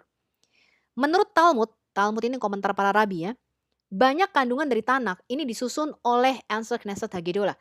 Tugas ini selesai tahun 450 sebelum Masehi dan tidak berubah untuk seterusnya sejak saat itu. Jadi Nabi Maleaki itu yang terakhir ya. Kanon berisi 24 kitab ya di dalam Tanak. Itu semua kitab 12 nabi kecil dijadikan satu. Hosea, Yoel, Amos, Obadya, Yunus, Mika, Nahum, Habakuk, Sefanya, Hagai, Sakaria, Maleaki. Ini disebut dalam Midras Kohelet ya. Urutan perjanjian lama Yahudi itu tidak sama dengan yang kita pegang. Susunan yang sekarang kita pegang itu dikanonisasi oleh Septuaginta yang menerjemahkan dari bahasa Ibrani ke Yunani. Mikra itu artinya yang dibaca. Ya. Selain itu, Rabi Yahudi itu mempunyai Torah lisan. Ya, ini disampaikan secara lisan turun-temurun dari Musa kepada Yosua, kepada para tua-tua, kemudian kepada Anseh Knesset Hagedolah. Torah lisan ini kemudian dibukukan sekitar tahun 100 ya, abad-abad kedua. Ya, kemarin siapa? Rabi Yehuda Hanasi ya, yang mempunyai pikiran bahwa ini Torah lisan ini harus dibukukan. Nanti kalau enggak banyak rabi-rabi itu dibunuh, orang Israel tersebar, mereka enggak tahu lagi nih Torah lisan, hilang bisa-bisa pengajarannya, ya. Kemudian dia mengedit. Udah sini, mana catatan para rabi itu kumpulin, ya. Dia mengumpulkannya di dalam Misnah dan Gemara. Ini adalah komentar para rabi. Kemudian keduanya dijadikan satu yang kita sebut dengan Talmud.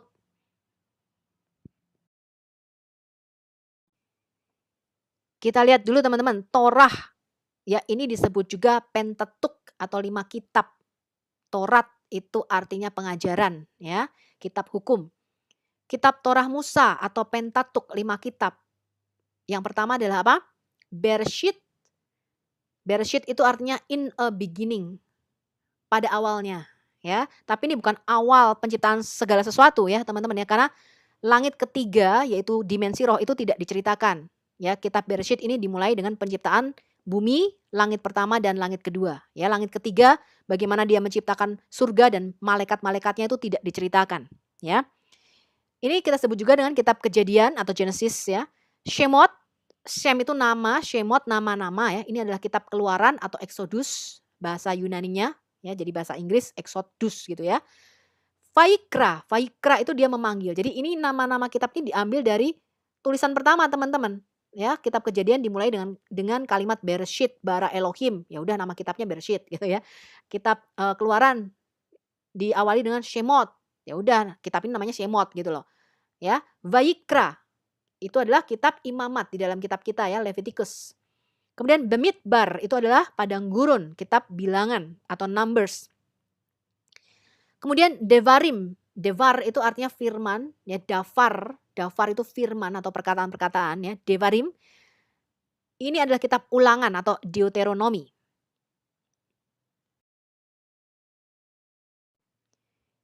Kemudian kitab Naviim, Yeshua, Shoptim atau kitab Hakim-Hakim, Shemuel, Malakim, Yesayahu, Yirmiyahu, Yeskiel. Jadi kitab Hakim-Hakim itu termasuk di dalam kitab Naviim kalau di dalam Tanakh Yahudi. Kemudian kitab 12 nabi kecil itu dijadikan satu kitab. Ya, Hosea, Yoel, Amos, Obadiah, Yunus, Mika, Nahum, Habakuk, Zefanya, Hagai, Zakaria, dan Maleaki.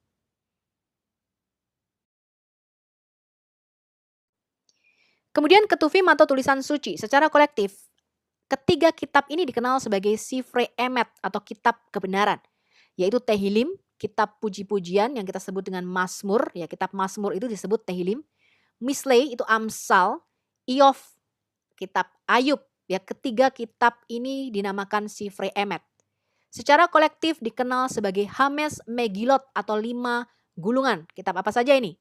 Ini merupakan kitab-kitab terakhir yang dikumpulkan. Shir Hashirim, Kidung Agung ya, Rut, Eikah atau Ratapan, Kohelet, Pengkhotbah, dan kitab Esther. Kemudian ada kitab-kitab lain yaitu kitab Nabi Daniel, Esra, dan Nehemia. Ini jadi satu buku kalau di Tanakh orang Yahudi. Ya.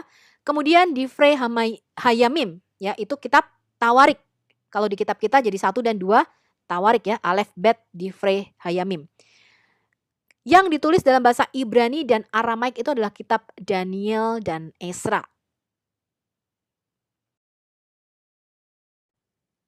Ini adalah seluruh kanon Tanakh ya, perjanjian lama teman-teman. Ya, kitab Kejadian siapa yang nulis ya? Musa, kira-kira tahun penulisannya ya, di mana ya. Kemudian kitab Yosua ini diedited oleh Nabi Samuel ya. Kemudian tahun penulisannya kira-kira 1400-an, 1450 sekian lah ya. Kemudian urut kitab Hakim-Hakim yaitu ditulis oleh Nabi Samuel, nulisnya di Israel. Terus kitab Rut ditulis oleh Nabi Samuel ya. Kemudian 1 Samuel ya, ini bisa Samuel, Gad, dan Nabi Nathan ya. Kemudian 2 Samuel itu Gad dan Nathan yang nulis ya, Nabi Gad dan Nabi Nathan. Nah, 1 Raja-Raja, 2 Raja-Raja itu ditulis oleh Nabi Yeremia. 1 Tawarik, 2 Tawarik ditulis oleh Esra. Kemudian kitab Esra, kitab Nehemia. Kitab Esther ini ditulis oleh Mordekai. Ya, kira-kira tahun penulisannya 493, 475 sebelum Masehi lah ya. Tempatnya di Shushan Elam, Benteng Susan ya. Kemudian kitab Ayub.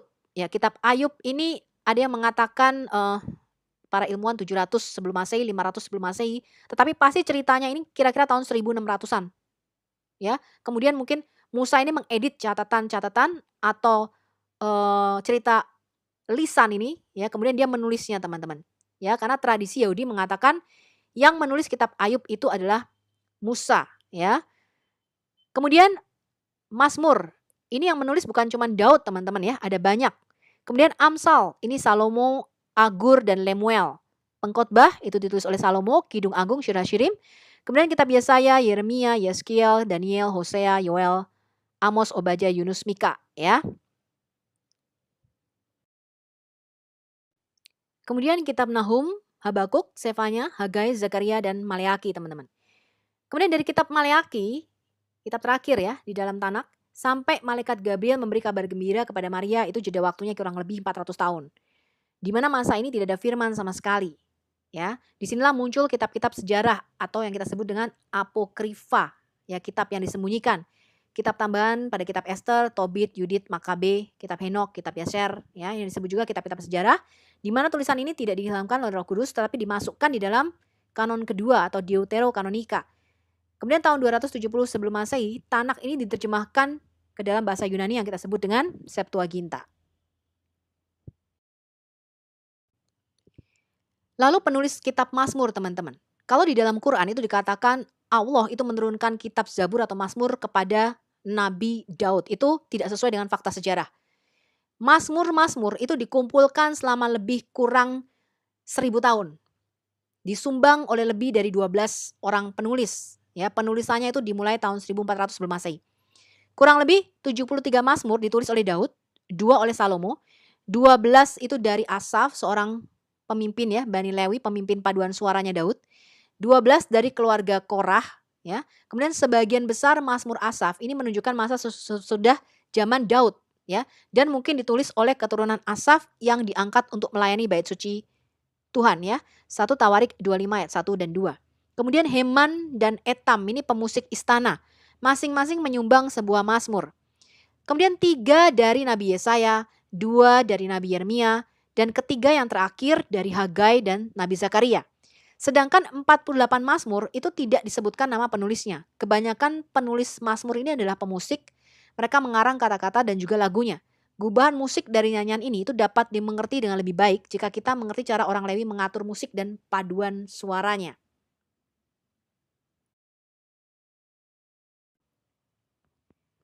Terpeliharanya kitab-kitab Perjanjian Lama. Perjanjian Lama itu terpelihara karena selalu ada kopiannya. Jadi manuskrip tersebut dikopi dari zaman ke zaman ya. Sebelum penemuan gulungan kitab Laut Mati atau The Dead Sea Scroll di Qumran, Codex Aleppo itu adalah kitab Perjanjian Lama tertua dari Masoretic Text yang ditulis tahun 910-930 Masehi oleh Aaron ben Asher. Setelah penemuan di Qumran, semua kitab Perjanjian Lama ditemukan ya, kecuali kitab Esther yang 1000 tahun usianya lebih tua dari Codex Aleppo. Dan hanya sedikit perbedaan, ya kurang lebih 3%. Perbedaan ini tidak merubah makna. Ya, kaum Masoret itu adalah yang bertanggung jawab untuk menjaga kelestarian firman Tuhan. Jadi setelah keturunan Imam Esra, kemudian tradisi penulisan kitab-kitab Alkitab Perjanjian Lama ini dilanjutkan oleh kaum Masoretik ya, Masoret ya. Mereka menghitung dan menghafal letak setiap huruf. Tulisan-tulisan ini pertama-tama ditulis pada tanah liat yang dibentuk ya, kemudian papirus, kemudian kulit binatang, setelah itu kertas seperti yang kita lihat sekarang. Nah, satu-satunya ditulis di batu itu adalah 10 perintah Allah ya. Dengan ditemukannya The Dead Sea Scroll, keakuratan Tanak itu ada 99,7%. 3% yang beda ya. 172 varian huruf tapi tidak mempengaruhi arti. Contoh nih teman-teman. Hanya ada 3 huruf di Yesaya 53 ayat 11 yang tidak ada, yaitu kata or atau terang hidup.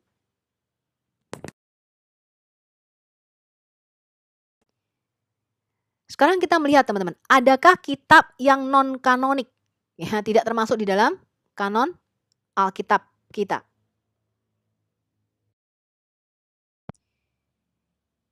Ada kitab sipil dan sejarah yang dikutip tetapi tidak diilhami Roh Kudus dan kitab ini kita tidak bisa menemukannya sampai sekarang. Contohnya, di Bilangan 21 ayat 14, kitab perang Tuhan. Oleh karena itu dikatakan di dalam kitab perang Tuhan atau ditulis di dalam kitab perang Tuhan. Nah, ini tidak terpelihara teman-teman ya manuskripnya. Kemudian The Book of Yasser, kitab orang jujur. Ini menarik teman-teman. Kalau Anda baca tuh panjang banget ya, saya baca panjang. Tapi The Book of Yasser yang ada sekarang ini itu saya rasa tidak otentik. Ya, cuman kalau Anda mau baca ya bolehlah gitu. Karena kalau melihat tuh kayak drama Kopingho teman-teman. Ya, saya nggak bisa berhenti tuh baca. Banyak banget itu kitab The Book of Yasser. Tapi menarik teman-teman. Ya, itu menarik ketika diceritakan Dina kan diperkosa ya, anaknya Yakub. Ya, Yakub kan punya satu anak perempuan ya namanya Dina. Dina ini kan diperkosa nih teman-teman ya sama Hemor ya, orang Sikem. Nah, dia diperkosa, kemudian Lewi dan Simon ini kan membalas teman-teman. Wah, mereka tuh perang ngelawan bangsa-bangsa di sekelilingnya teman-teman. Wah, perangnya tuh seru banget. Diceritakan di situ Yehuda tuh kalau perang selalu maju paling depan. Yehuda itu kalau mau perang dia mengeluarkan suara seperti auman singa teman-teman. Jadi kota-kota pada waktu itu kota-kotanya berbenteng. Ketika dia mendengar suara Yehuda ini udah pada ketakutan sendiri teman-teman. Makanya Yehuda itu disebut apa? Singa dari Yehuda gitu. Jadi saya mau lihat membaca kitab The Book of Yasser tuh waduh ini bener-bener melebihi cerita silat ya teman-teman ya. Itu luar biasa. Tapi kemungkinan sih tidak otentik ya yang kita ada sekarang. Tapi The Book of Enoch itu nanti kita akan coba pelajari ya. Dikatakan demikian teman-teman, Yosua 10 ayat 13, maka matahari berhenti dan bulan berhenti sampai bangsa itu membalas diri dari musuh-musuh mereka. Apakah itu tidak tertulis dalam kitab Yasher atau kitab orang jujur ya di dalam kitab LAI kita? Dan matahari berhenti di tengah-tengah langit dan tidak mempercepat turun sekitar 1 hari penuh. Nanti kita lihat dari sudut saintis, apakah benar tahun ini pernah delay 1 hari teman-teman. Catatan sejarah para raja Israel, ini juga kita nggak punya ya. Sekarang sisa dari tindakan Yosafat, pertama sampai terakhir, lihatlah semuanya itu tertulis di dalam riwayat Yehu putra Hanani yang dicatat dalam kitab para raja Israel. Ini ada di 2 Tawarik 20 ayat 34. Kitab para raja Israel ini kita nggak punya. Kita cuma punya kitab Alef Bet Malakim ya, 1-2 raja-raja dan 1-2 Tawarik.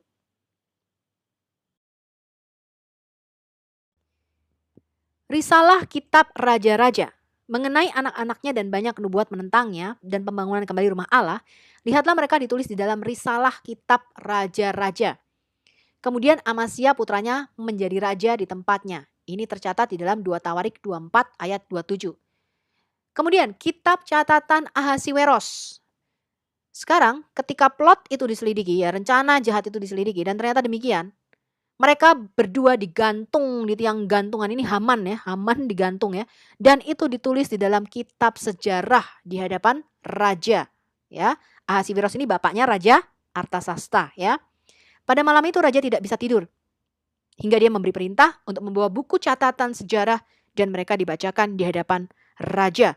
Nah, kitab catatan Ahasiweros ini kita belum menemukan arkeologinya ya. Ini ada di kitab Ester 2 ayat 23, Ester 6 ayat 1. Kemudian kitab Salomo. Sekarang selebihnya dari tindakan Salomo dan apapun yang dia lakukan dan kebijaksanaannya, bukankah itu tertulis di dalam kitab tindakan Salomo? Ini ada di 1 Raja-Raja 11 ayat 41. Ini kita nggak ada. Ada satu kitab yang namanya The Lesser Key of Solomon. Ya, tapi Anda kayaknya nggak perlu baca ya. Itu penuh dengan mistik ya. Jadi Salomo ini bisa mempetakan dunia roh ya, dimensi spiritual teman-teman. Ini mungkin juga yang dipercaya oleh umat muslim ya. Jadi ini mungkin kitab legenda Yahudi juga ya. Dia tuh bisa mempetakan di utara itu roh teritorialnya apa namanya, ada simbol-simbolnya teman-teman. Semua di penjuru mata angin itu dia punya roh teritorial ya, namanya The Lesser Key of Solomon ya. Nah, kemudian itu bisa tahu teman-teman bagaimana caranya kamu menguasai roh-roh teritorial ini. Jadi ini buku mistis yang katanya ditulis Salomo untuk Rehabeam anaknya.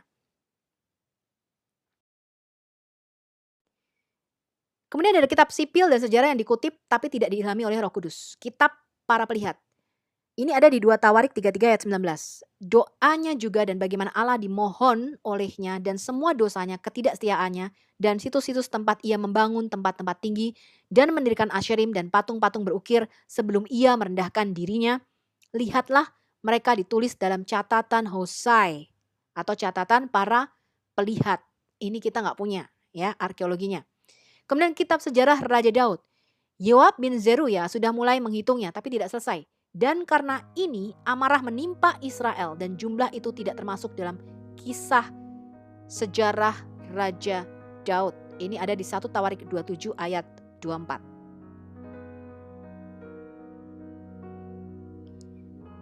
Sekarang yang menarik teman-teman.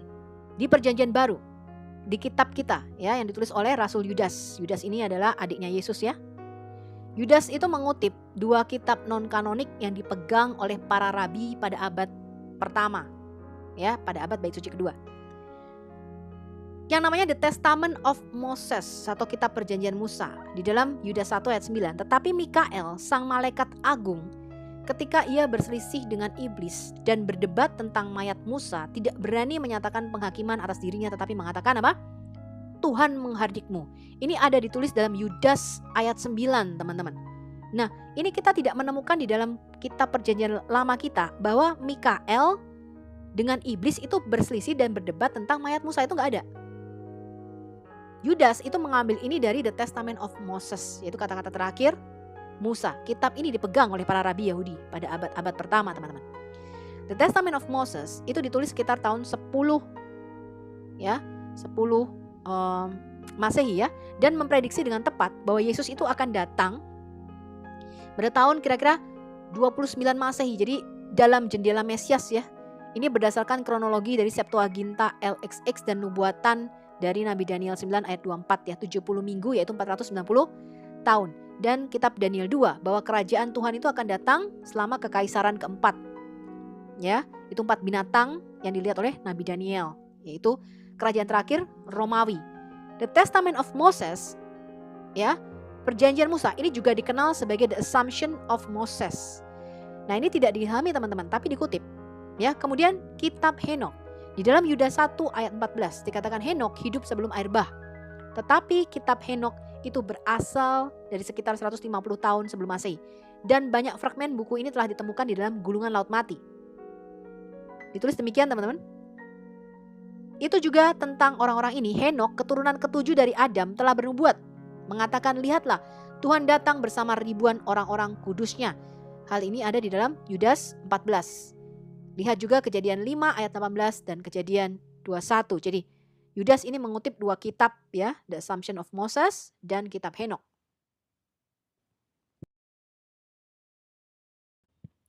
Lalu kitab yang diilhami tapi tidak menjadi kanon Alkitab kita.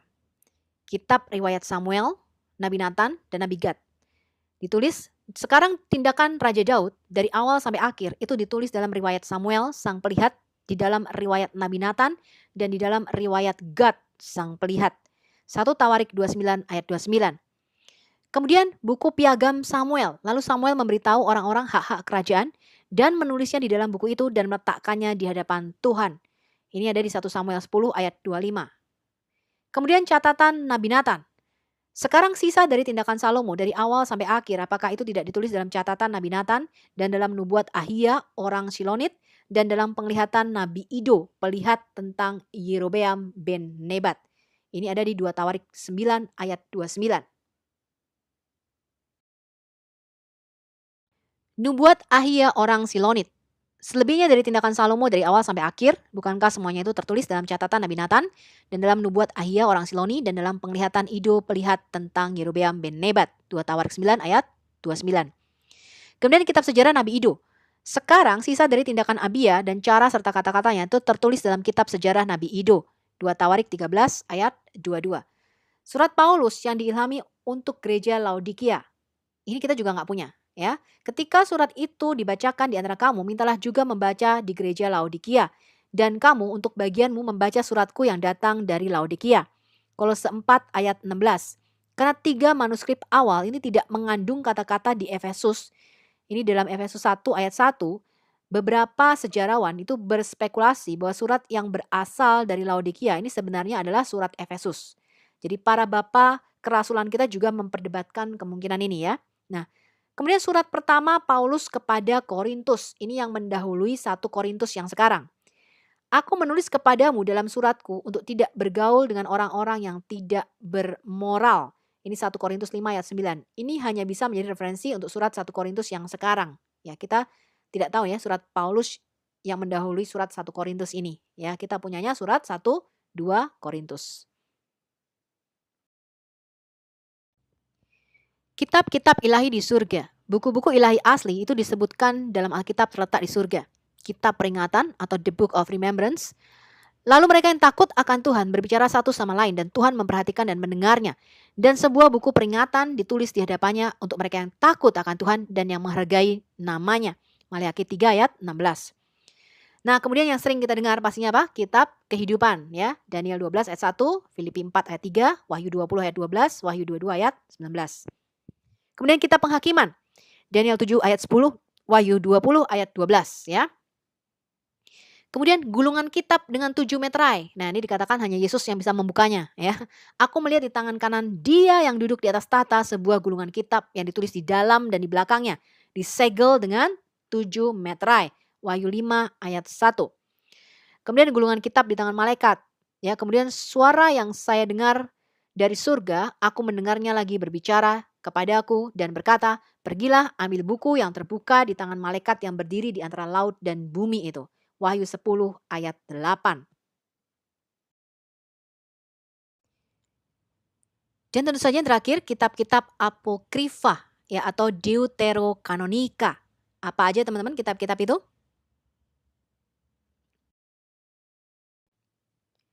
Apa itu kitab-kitab apokrifa? Apokrif atau dalam bahasa Inggrisnya apokrifa itu berasal dari kata apokripos. Dalam bahasa Yunani artinya rahasia, tersembunyi atau tidak kanonik. Alkitab Kristen Protestan itu memakai kanon atau standar Alkitab yang sama dengan orang Yahudi ya untuk Tanak atau perjanjian lamanya. Katolik dan gereja Ortodoks itu menambahkan kitab apokrifa ini ya sebagai kanon kedua atau deuterokanonika. Apa alasannya? Kita melihat bahwa semua kitab-kitab apokrifa itu ditulis pada masa setelah kitab Maleakhi di mana disebutkan tidak ada firman Allah atau masa kegelapan. Kitab-kitab apokrifa sendiri tidak memasukkan di dalamnya maka firman Tuhan datang atau beginilah firman Tuhan ya. Kitab apokrifa itu mempunyai nilai sejarah tinggi teman-teman ya, di mana berguna bagi kita untuk mengetahui sejarah di masa rentang waktu antara berakhirnya semua nubuatan ditutup oleh Nabi Maleaki sampai Maria menerima kabar gembira dari malaikat Gabriel. Kitab apokrifa itu boleh dibaca ya sebagai tambahan pengetahuan yang bermanfaat.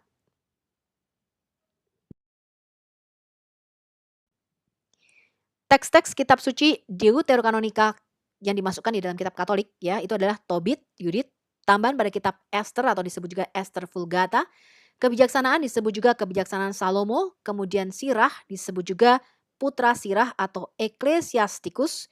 Kemudian kitab Baruk. Baruk ini adalah juru tulisnya Nabi Yeremia ya, termasuk di dalamnya surat Nabi Yeremia. Jadi tambahan kepada kitab Nabi Yeremia di dalam Septuaginta. Ya, kemudian tambahan pada kitab Daniel, kemarin kita sudah membahas, adalah doa ketiga orang kudus ya. Doa Asaria dan lagu pujian dari 3 pemuda. Ini adalah Daniel Vulgata. Kemudian kisah Susana, Daniel ya, kisah Susana dan Daniel. Kemudian Daniel dan Dewa Bel dan Naga. Wah, ini seru sekali ya. Nanti kita bisa baca ya teman-teman ya. Kemudian 1 Makabe dan 2 Makabe. Fragmen-fragmen dari 3 kitab Deuterokanonika itu ditemukan di The Dead Sea Scroll yang ditemukan di Qumran ya, yaitu salinan parsial ya, sebagian aja ya dari kitab 1 Henok dan Yobel. Ini dari Deuterokanonika Ethiopia. Jadi gereja di Ethiopia sampai sekarang ini masih memegang kitab 1 Henok dan Yobel ini teman-teman. Kitab Sirak dengan teks Ibrani yang berasal dari Genisa di Kairo itu juga ditemukan dalam 2 gulungan naskah ya. Kemarin di Masada kita juga menemukan kitab-kitab sirah ini teman-teman ya. 2Q Sir atau 2Q18 dan 11Q Pseudo Sirah A atau 11Q5 dalam bahasa Ibrani. Kemudian gulungan naskah Ibrani lainnya dari Sirah itu ditemukan di Masada ya. Masada Sir ya, ini kodenya ya 16597. Kemudian kitab Tobit itu ditemukan di Qumran dalam 4 gulungan yang ditulis dalam bahasa Aramaik dan 1 gulungan dalam bahasa Ibrani. Surat Nabi Yeremia atau Baruk ya, bab 6 itu ditemukan di dalam gua 7 teman-teman ya, Papirus 7Q5 dalam bahasa Yunani.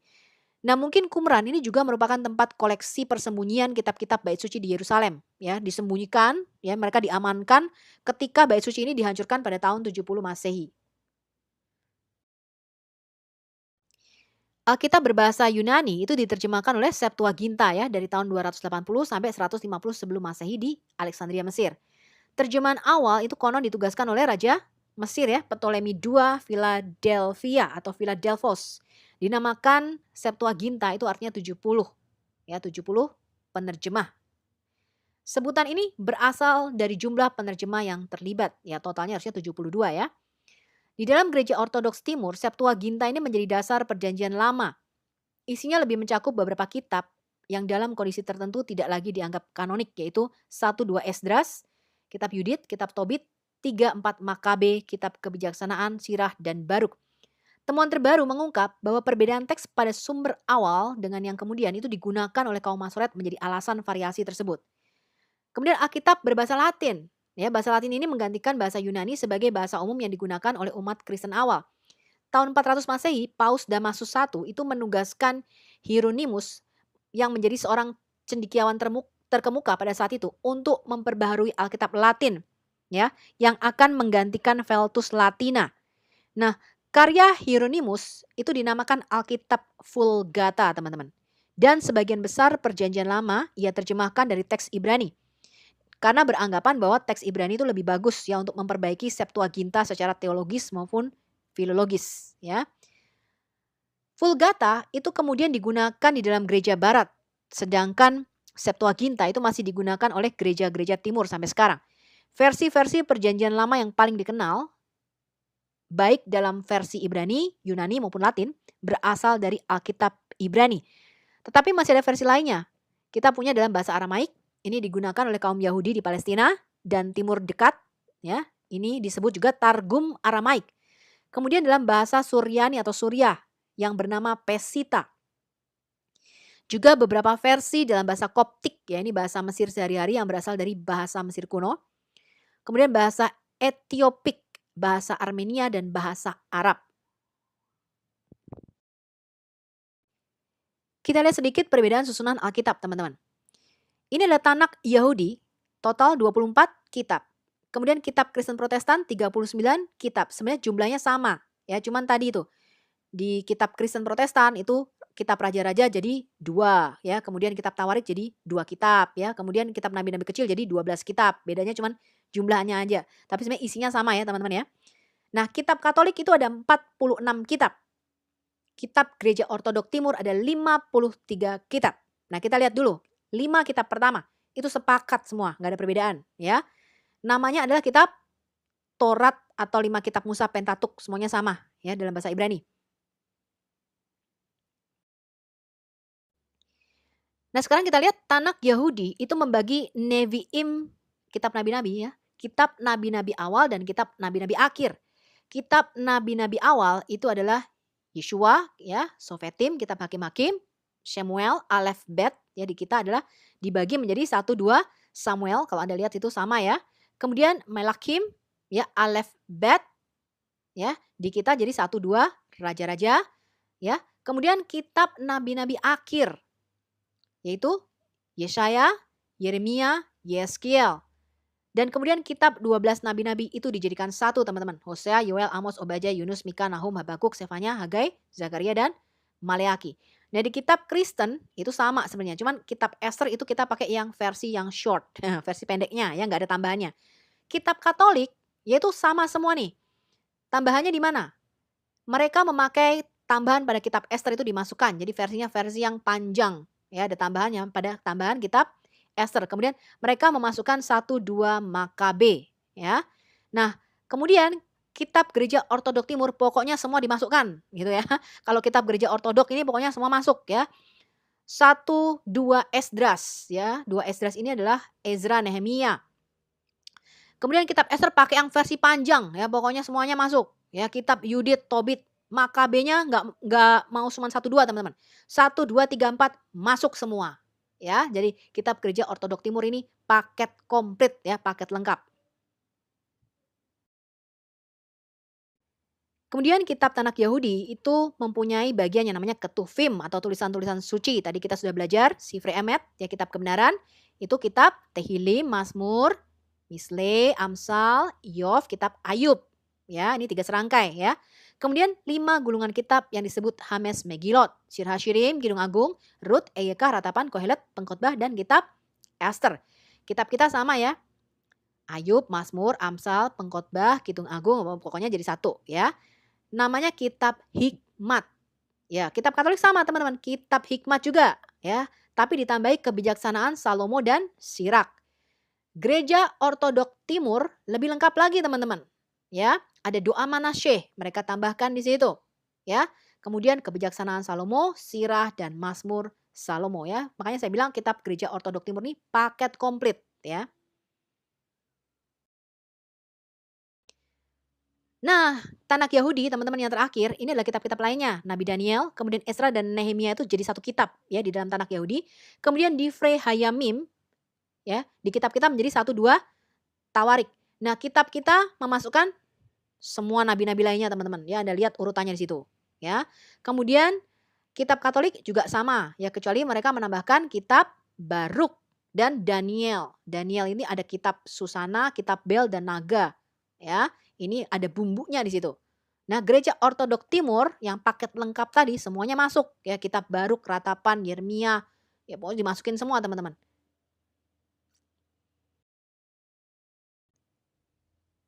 Oke, ini yang terakhir teman-teman. Kitab Gereja Ortodok Timur yang menambahkan Daniel, Susana, Bel, dan Naga. Jadi dibagi lagi ya. Tadi kalau di kitab Katolik itu menjadi pasal ke-13 dan pasal ke-14. Kalau di kitab Gereja Ortodok Timur ini dipisah ya. Kitab Daniel sendiri, kitab Susana sendiri, kitab Bel dan Naga sendiri. Anda mau pilih yang mana teman-teman? Silahkan ya, paket hemat ya, paket sedang atau paket lengkap ya, boleh. Oke, terima kasih teman-teman. Sampai jumpa di video yang ke-19. Silakan download dan sharingkan video ini.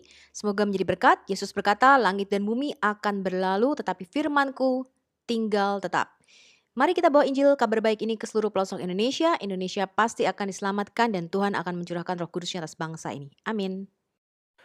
Ya, teman-teman semuanya, kita sudah bersama-sama mendengarkan penjelasan dari Ibu Sufiatul Al-Hayat mengenai fakta-fakta yang tidak terbantahkan mengenai kebenaran Alkitab kita mengenai bukti-bukti bahwa Alkitab kita adalah kitab suci yang dapat dibuktikan secara saintifik gitu ya, secara ilmiah, secara sejarah, terbukti seluruh manuskrip-manuskrip yang ada dan penemuan-penemuan yang telah ditemukan akhir-akhir ini.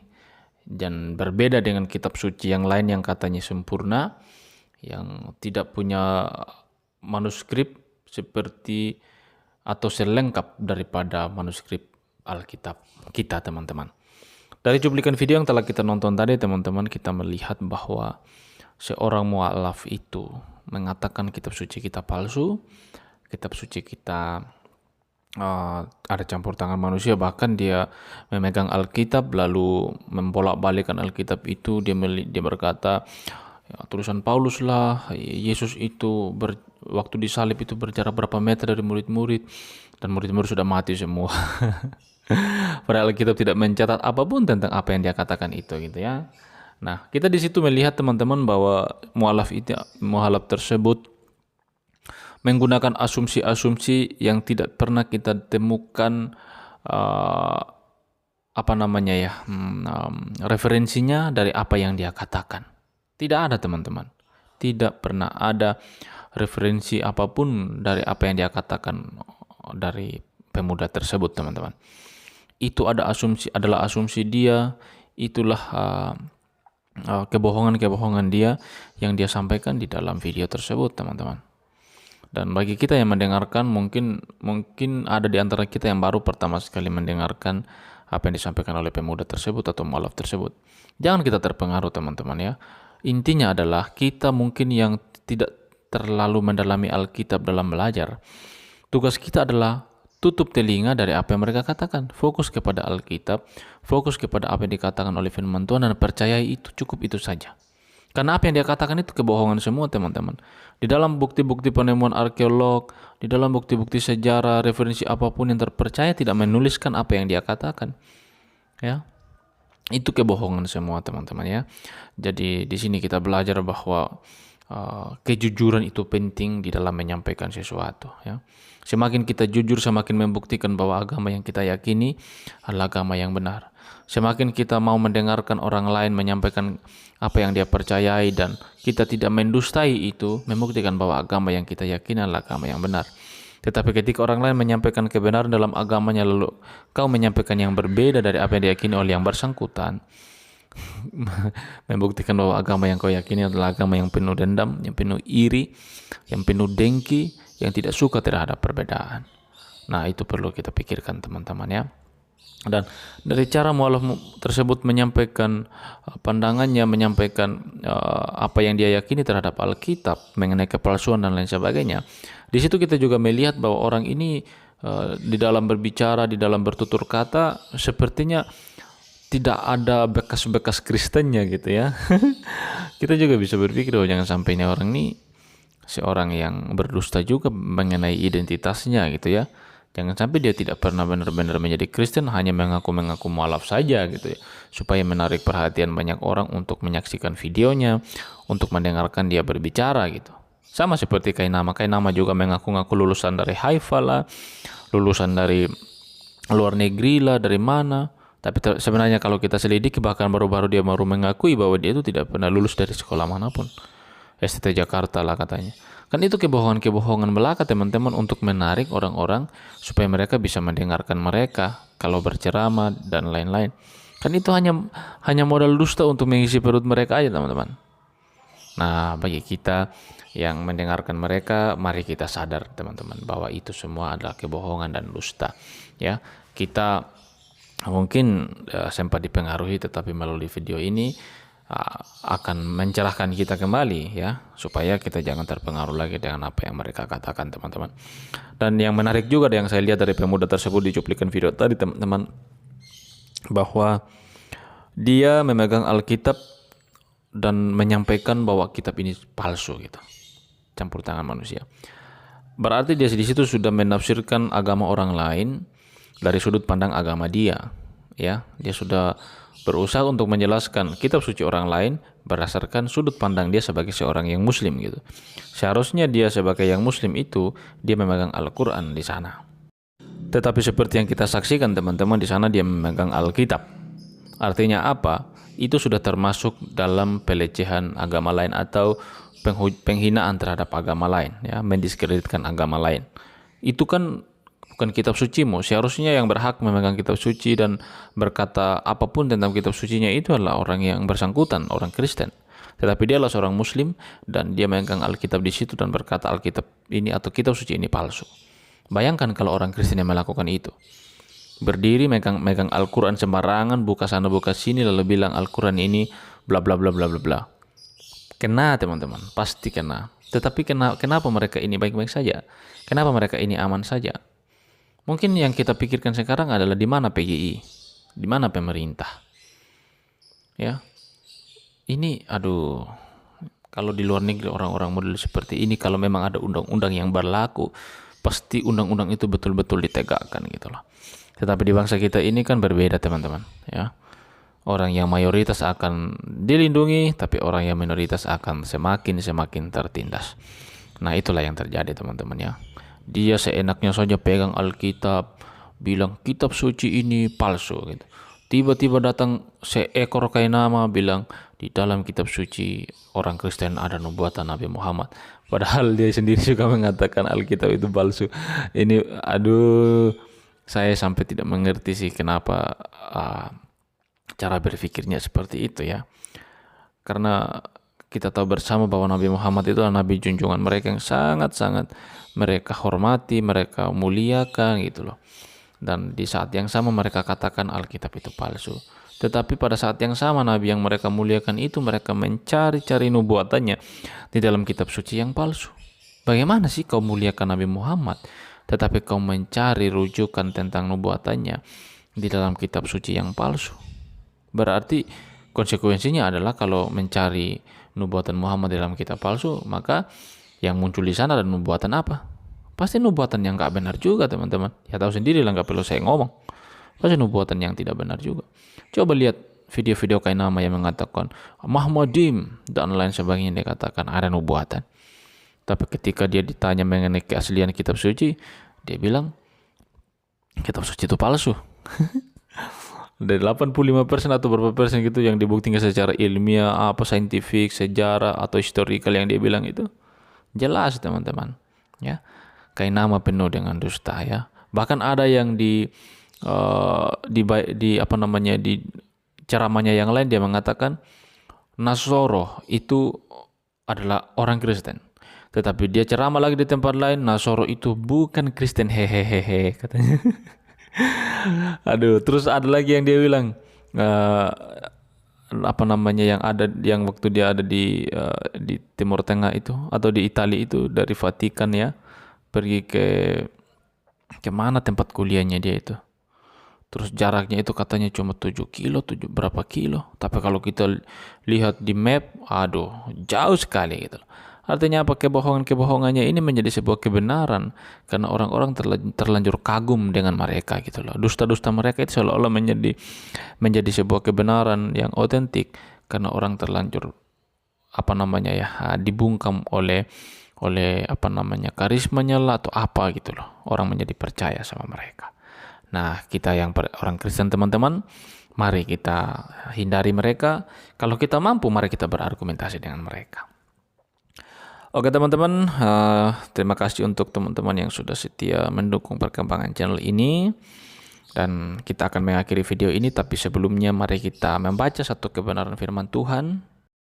Dari Amsal 27 ayat 22, sekalipun engkau menumbuk orang bodoh dalam lesung dengan alu bersama-sama gandum, kebodohannya tidak akan lenyap daripadanya.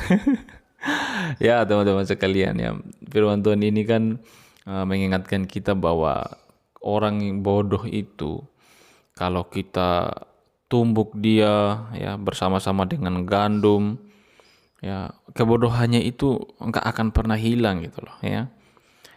Kebodohannya tidak akan lenyap daripadanya. Nah, sama seperti para mualaf-mualaf itu yang mengaku-ngaku mualaf, yang menghina-hina iman Kristen, Alkitab, Ya, sekalipun kita tahu, kita memberitahukan kepada mereka bahwa apa yang kau katakan itu tidak benar, tidak seperti itu yang diyakini oleh iman Kristen, kita misalkan kita memberitahukan begitu, mereka itu tidak akan pernah dengar, teman-teman ya. Mereka tidak akan pernah mempercayai apa yang kita katakan. Mereka akan tetap berpegang kepada apa yang mereka yakini, sekalipun apa yang mereka yakini itu adalah salah gitu loh. Itulah orang bodoh, teman-teman, yang dimaksud di sini. Sekalipun kita kasih kebenaran ini yang benar, ini yang benar. Tapi kalau mereka adalah orang yang bodoh dan memang mempertahankan kebodohannya, mau kita kasih kebenaran bagaimanapun, kita kasih tahu ini loh yang benar, ini loh yang diyakini oleh orang Kristen, itu nggak akan pernah digubris sama mereka, teman-teman. Ya. Dan firman Tuhan ini sangat relevan gitu loh. Kebodohannya tidak akan lenyap daripadanya. Ya, jangan sampai kita seperti itu ya, teman-teman ya. Dan yang kita kasihani sebetulnya adalah orang-orang yang mendengarkan, entah itu anak kecil, pemuda, yang mendengarkan apa yang mereka katakan gitu loh. Karena itu dusta-dusta semua. Nanti kalau anak-anak itu besar, ya referensi mereka lah referensi dusta itu. Dan mereka akan menjadi orang bodoh juga yang kebodohannya tidak akan pernah hilang gitu loh. Karena apa yang dikatakan oleh para mualaf-mualaf itu akan menjadi kebenaran buat mereka. Padahal kalau kita teliti ya itu kebodohan semua, itu kesalahan semua, itu dusta semua gitu loh. Nah itu yang kita takutkan, teman-teman. Sehingga video-video ini berguna sekali kalau kita share ke banyak orang. Supaya apa? Supaya banyak orang yang mungkin sudah terlanjur percaya kepada mereka, paling enggak mereka berpikir kembali dan bertobat kembali ke jalan yang benar. Pesan saya untuk saudara-saudara umat Islam, mungkin kalian stoplah mendengarkan para polemikus itu gitu loh. Para seperti Kainama dan lain sebagainya. Stoplah mendengarkan mereka. Mereka itu bukan orang-orang yang membawa kalian pada pengetahuan yang betul-betul dapat dipercaya gitu loh. Kalian akan dibawa kepada pengetahuan yang isinya dusta semua, kebohongan semua. Dan bayangkan anak-anak kalian yang mendengarkan itu, ya mereka akan dihasilkan dari sekolah-sekolah yang gurunya adalah guru bapak segala pendusta, yang akhirnya anak-anak kalian juga menjadi orang-orang yang mempercayai apa yang mereka katakan itu, dan seolah-olah akan menjadi kebenaran juga di dalam kehidupan mereka. Nah hati-hati Bapak Ibu Saudara ya, kasihan anak-anak kalian ya. Nggak mungkinlah kalian mau anak-anak kalian menjadi anak-anak yang bodoh, anak-anak yang penuh dengan dusta gitu kan. Pasti kalian juga menginginkan anak-anak kalian ya anak-anak yang soleh, anak-anak yang baik gitu loh. Nah bagaimana caranya? Hindari mereka, hindari Kainama. Itu isinya sia-sia semua dari apa yang dia katakan, Bapak Ibu semua. Ya, itu isinya adalah provokasi, provokator dan lain sebagainya. Dia adalah seorang polemikus yang tidak perlu kita dengarkan ya. Dan mari bagi orang-orang Kristen, mari sebarkan video ini ya. Mungkin banyak orang di luar sana yang sudah terpengaruh dengan Kainama, sudah terpengaruh dengan apa yang diucapkan oleh Kainama. Ya paling enggak mereka pun dapat berubah pikiran, mereka dapat menjadi lebih baik lagi. Oke teman-teman, demikianlah video kita. Kita akan berjumpa kembali di video selanjutnya. Shalom.